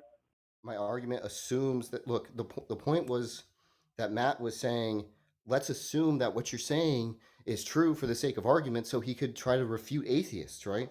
That's what he was trying to do. The problem no, with he that, was not. The problem, yes, it was. Jack, you were there, right? He was trying to say that if I grant you all that, then atheists have to be global skeptics too, right, Jack? Yeah, he did say Are you listening to what he's saying right now? No, actually, what I did... doesn't matter because he's not... Hang on, John Lee. So hang on. Thank you. I granted all of that for the sake of argument. And then I told Jack, once I've granted that then I actually have to be skeptical of my own global skepticism. If I'm not skeptical of my own global skepticism, then global skepticism can't be true. The point is that if you grant all of that, then it implies that your view is false, so you can't grant it. That's the point. But and if you I don't, couldn't even imply my view is false, because if I grant that my view is false, then I can't be a global skeptic, because I'm not skeptical that my view is false. That's the point. Why does he think anybody... Look, does anything turn on you being skeptical, Matt? I don't know what they thought. Yeah, why do you keep saying that? If he's skeptical, he can't say the conclusion is sound, sir. You're not getting the conclusion to what? The conclusion that global skepticism is true. Nothing turns on him being skeptical. He's saying he's skeptical that global skepticism is true, and that he cannot make it a sound determination of soundness of the argument. Josh's entailments go through, but nothing fucking turns on this fucking trying to weaponize him being skeptical, which he's attempting to do. You fucking idiot. He's skeptical of his own skepticism. So what?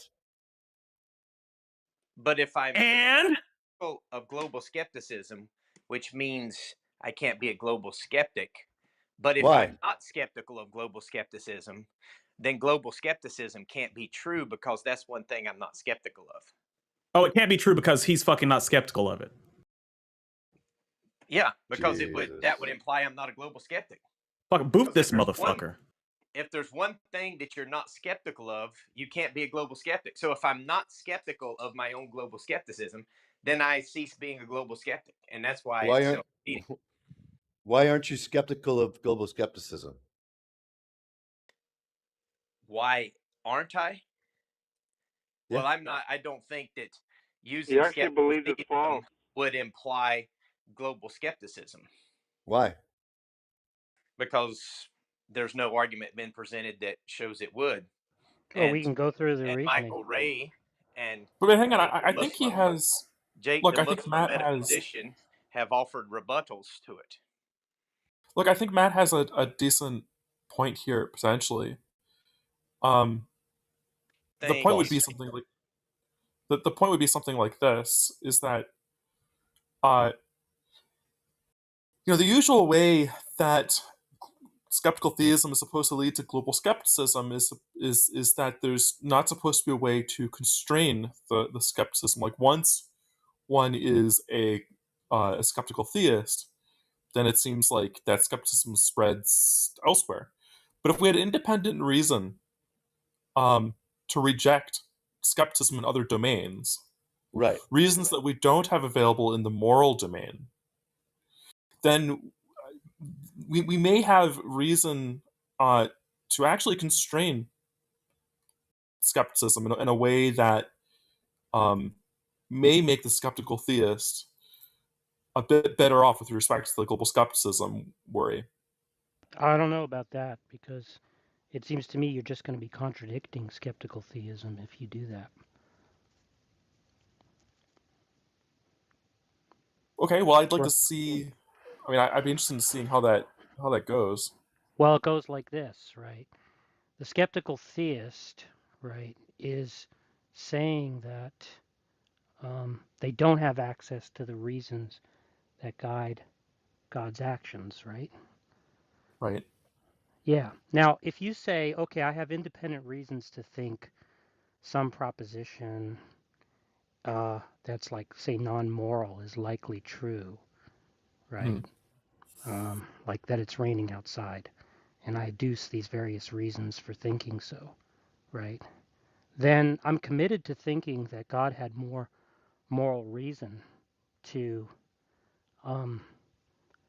permit me to correctly reason to that conclusion, or permit those facts to be true, or what have you, right? And that's just to contradict skeptical theism.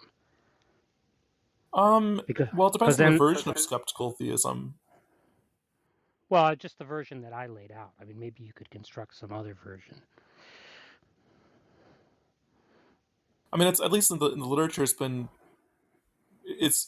argued that, for instance, Michael Bergman's version of skeptical theism is immune from this kind of worry for exactly the kind of argument that I think Matt was trying to offer. I don't know if that defense of skeptical theism really works, but I think one could say something like this. I think one could say, look, we don't have access to God's moral reasons or to the moral reasons available to God generally, but we have them in these particular cases, and then there are other cases in which we apparently are not, those reasons are not available to us. Well, wait a minute. I'm trying to understand.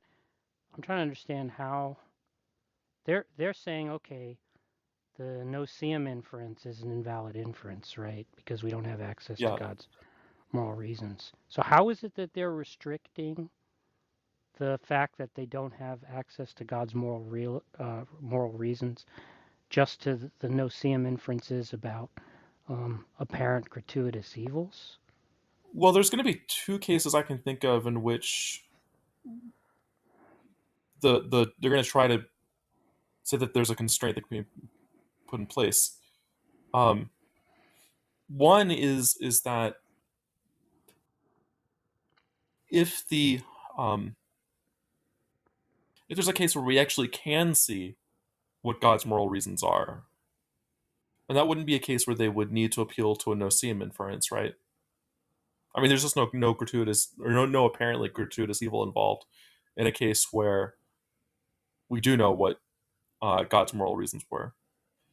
And the other sort of instance is going to be an instance where we have independent reason to think that something or the theist has independent reason to think that something is the case. And then they can make an inference about what God's moral reasons are in that particular circumstance. Right? For instance, that God wouldn't have God apparently doesn't have reason to put us all into huge vats. Wait. God, we have independent reason to think that something is true, and then we attempt to infer what moral reason he has. Well, it's not that we could infer the specific moral reason, it's that we could infer something like the range of moral reasons, or in other words, so with the global skepticism thing, we want to so let's suppose the theist has independent reasons for thinking that we're all not just like brains and vats. And then they would say, okay, well, if that's true, and it's also true that God exists, then God apparently just doesn't have reason to make us brains in vats, right?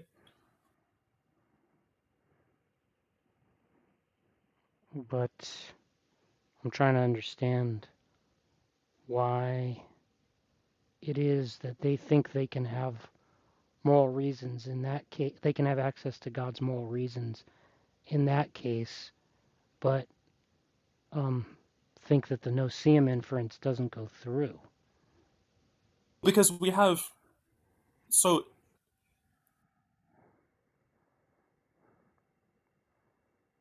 yeah, I don't like in the case where in the case that appears in like Rowe's version of the problem of evil, it's supposed to be that we don't have access to any independent reasons,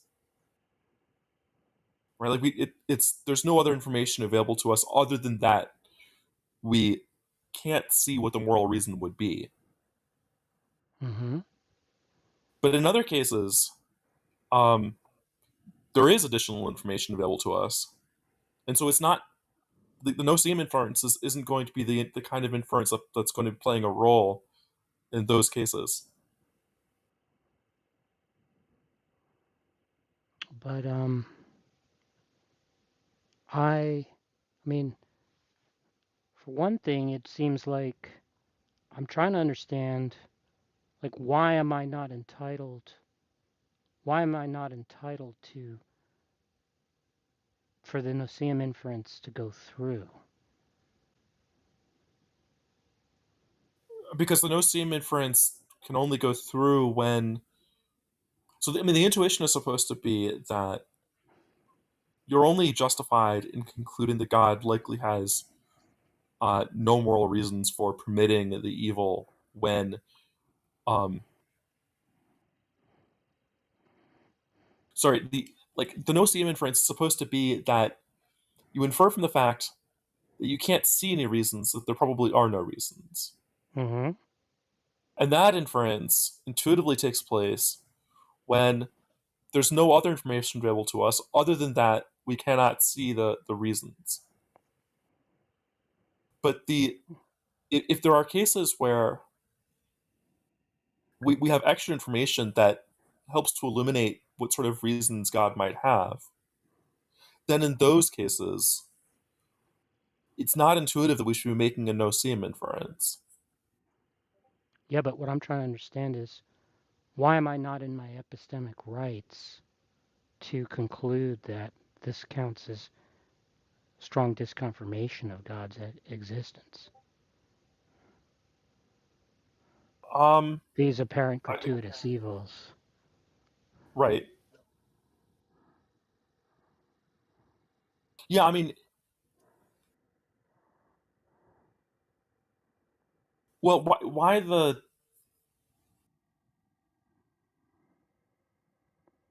So why is that relevant?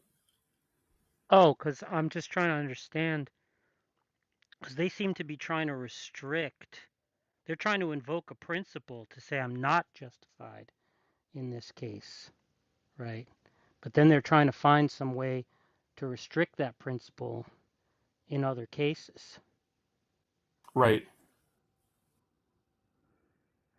Now, see, if the principle held across the board, I might say, oh, okay, that's a good reason. Well, the principle does hold across the board, right? I mean, the principle is something like when the only information that's available to you is that you can't see what God's reasons are.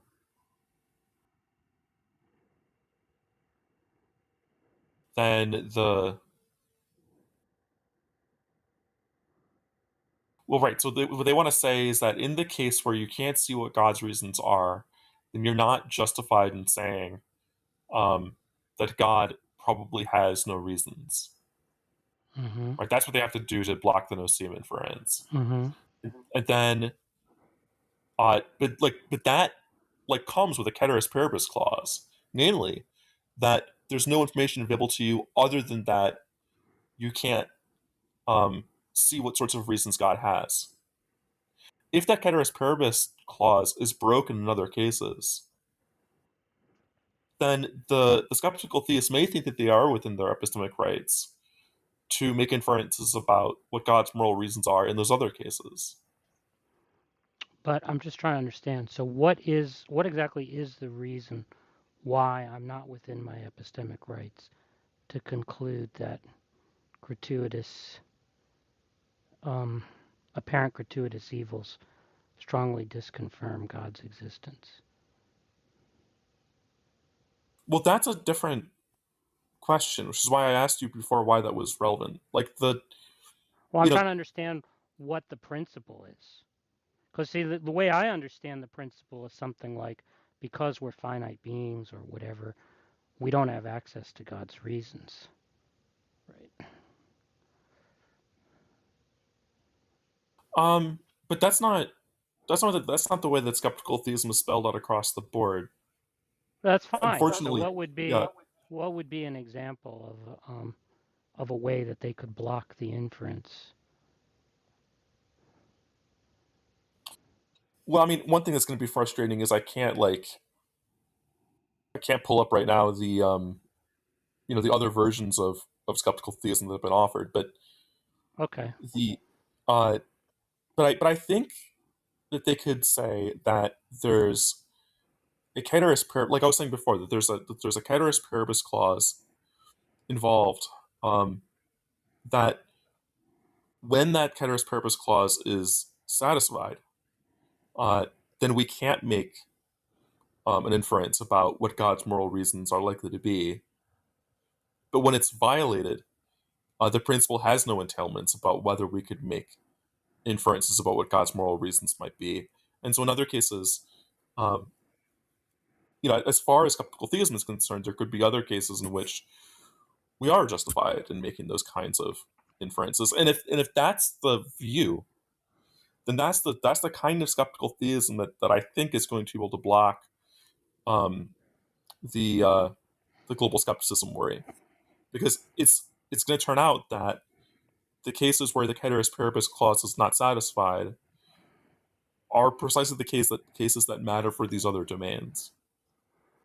Yeah, but you're saying something kind of trivial there. I'm trying to understand what that principle would look like.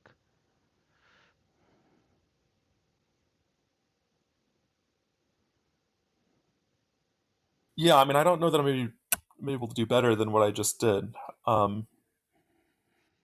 But I think it's one thing to notice here is that the kind of worry that I'm talking about, on the one hand, is independent of whether or not skeptical theism actually allows one to combat Rowe's version of the evidential problem of evil, because all it would do is tell you whether or not skeptical theism results in global skepticism.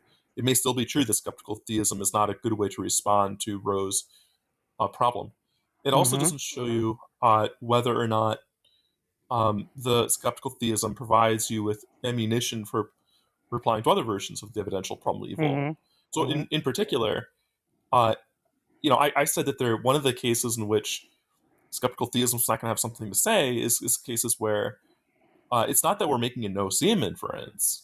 There may be cases where we can see what God's moral reasons would be, and in those cases, it may be that we could make an observation of some evil or some suffering or whatever, and then that observation would actually violate what we can plainly see God's moral reasons would be. And in those sorts of cases, we would have reason to think that God's existence has been refuted on evidential grounds. I mean, so long as the evidence was sufficiently strong.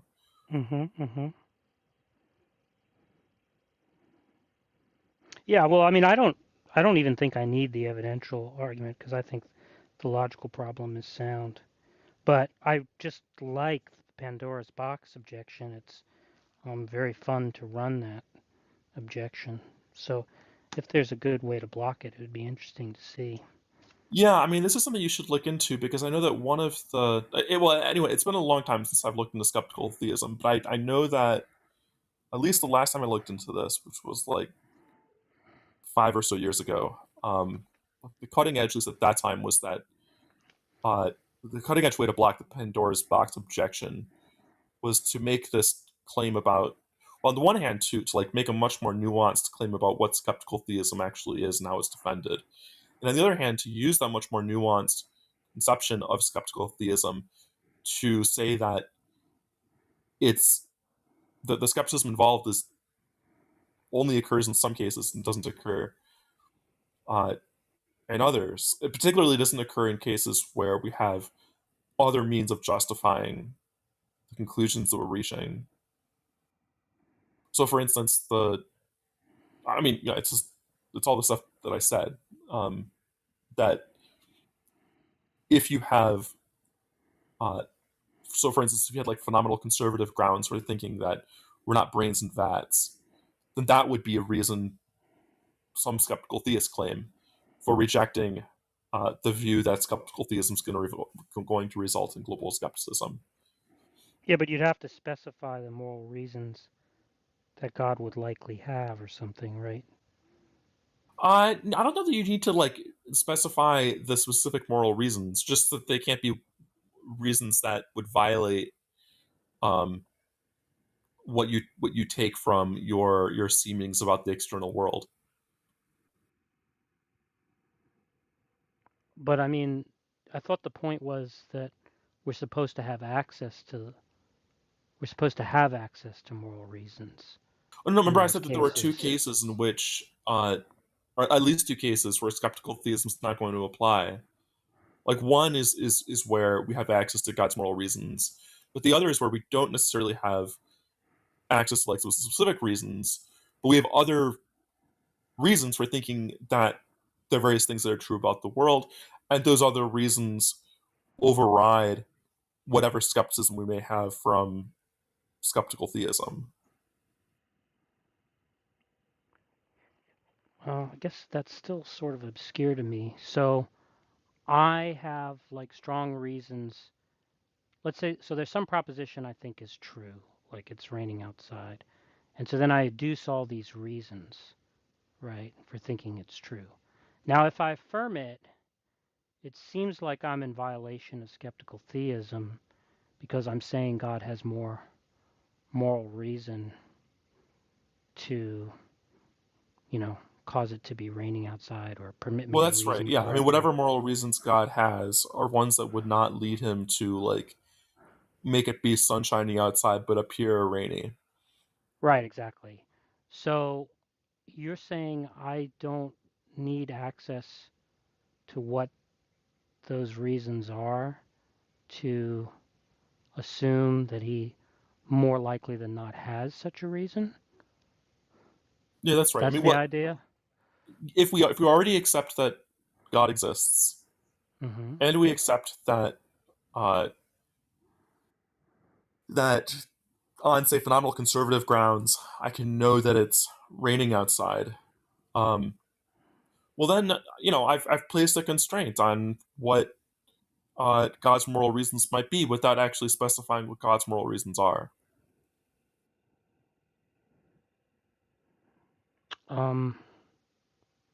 But the same phenomenal conservative grounds are delivering that the evils are gratuitous. Well, no, not exactly. They're delivering that the evils are. See, this is where it's important with the two exception cases that I mentioned. If the seeming was really that the evils are gratuitous, then the claim would be that you can directly see what God's moral reasons are. But that's not a no-seem inference. The no-seem inference says that what our seemings are is that it seems like they're, we can't see a moral reason that would justify God. That's different than having the seeming that God has no moral reasons for committing those evils. Right?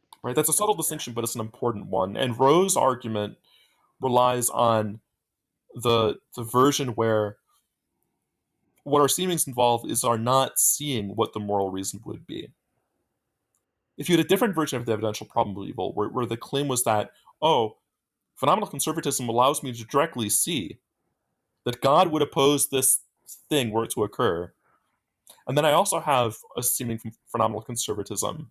I also have a seeming that like that evil is occurring.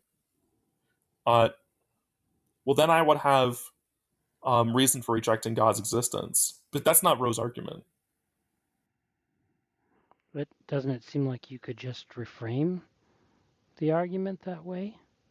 Well, that's what I just did, right? But it's I mean, I don't like one of the things that's annoying about this literature is that often theists pretend that the only version of the evidential problem of evil is Rowe's version. Mm. And this is annoying also because like Rowe doesn't just offer one version of the argument. Rowe has several different papers in which he offers variations on the argument, and some of them use no-seem inference, and some of them do not. But in any case, the versions that involve this no-seem inference are supposed to be the versions that are susceptible to skeptical theism. Mm-hmm. The other versions of evidential problem of evil, whether skeptical theism even applies at all is unclear. Paul Draper, for instance, has argued that that his version of the evidential problem of evil, the one that he gives in the Pleasure and Pain paper, isn't subject to skeptical theism at all. And I mean, he's the guy that coined the phrase skeptical theism. Mm-hmm. So it's, and I know that this is something that annoys him too, that like he's expressed to me many times that he's annoyed that theists think that the evidential problem of evil is over with because there's because of skeptical theism. But really, skeptical theism, even if it succeeds, only succeeds against one particular version of the problem. Right.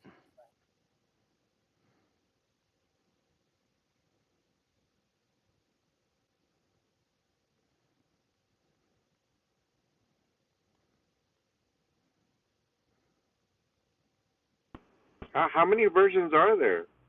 Like I know about like J.L. Mackie or something, but Well, that's a logical problem. Oh, He's really? talking about I always evidential. thought it was evidential. No, he's talking No, about Mackey's argument is famous. Mackey's argument is probably the most famous version of the logical version of the problem. I mean, other than like the Epicurean version. But I mean, there's. I think I heard Oppie had one. Is that an evidential? Yeah, I believe so. Though I think he also offers a logical one. I have. It's been a long time since I've read Oppie, and I never really focused on reading his literature on his papers on the problem of evil. But in any case, there's a huge number of them. I have my own version that I've offered, and then there's, there's just there's wildly large numbers of, and I don't know like what I've never counted them, but there's also versions of the problem that haven't gotten a lot of attention. There's most analytic philosophers of religion have really ignored liberation theology, but there's versions of the evidential problem that come out of liberation theology that have their own interesting quirks.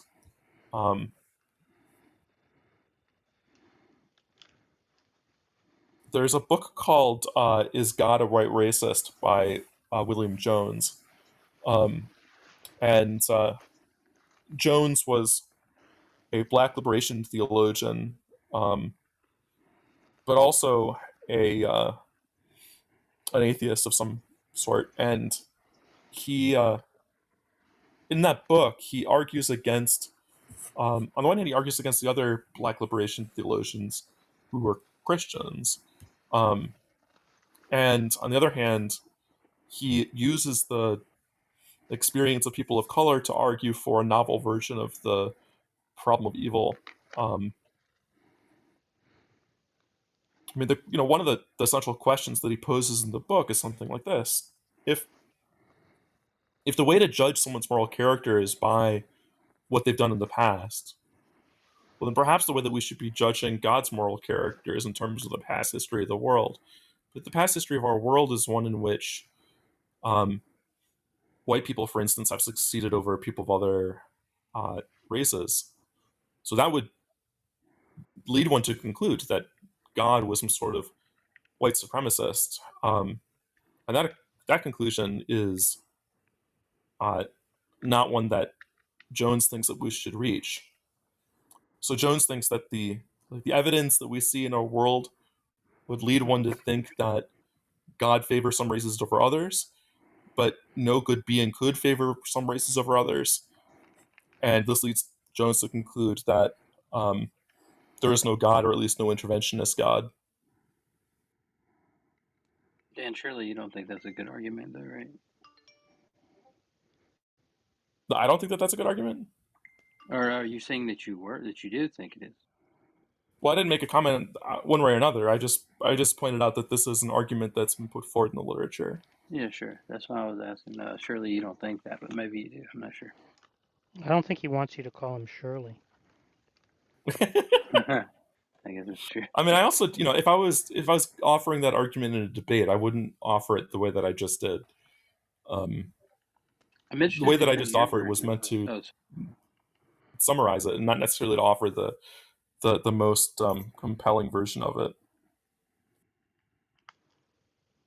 Yeah, sorry to interrupt. Yeah, I'm interested in your version of it, but if you don't have it at hand, that's fine. Well, I mean, I don't have it in front of me, but I mean, it is related to this this issue about the distribution of evils in the world, and as well as the distribution of opportunities for amelioration, and how that distribution correlates with different people groups.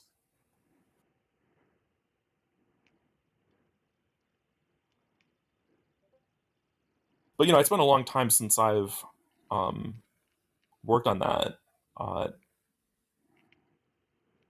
mean, I have a chapter in. Let me look up the book. There was a philosophy of religion textbook that I contributed 2 chapters to, and discussion of the problem of evil in one of those chapters.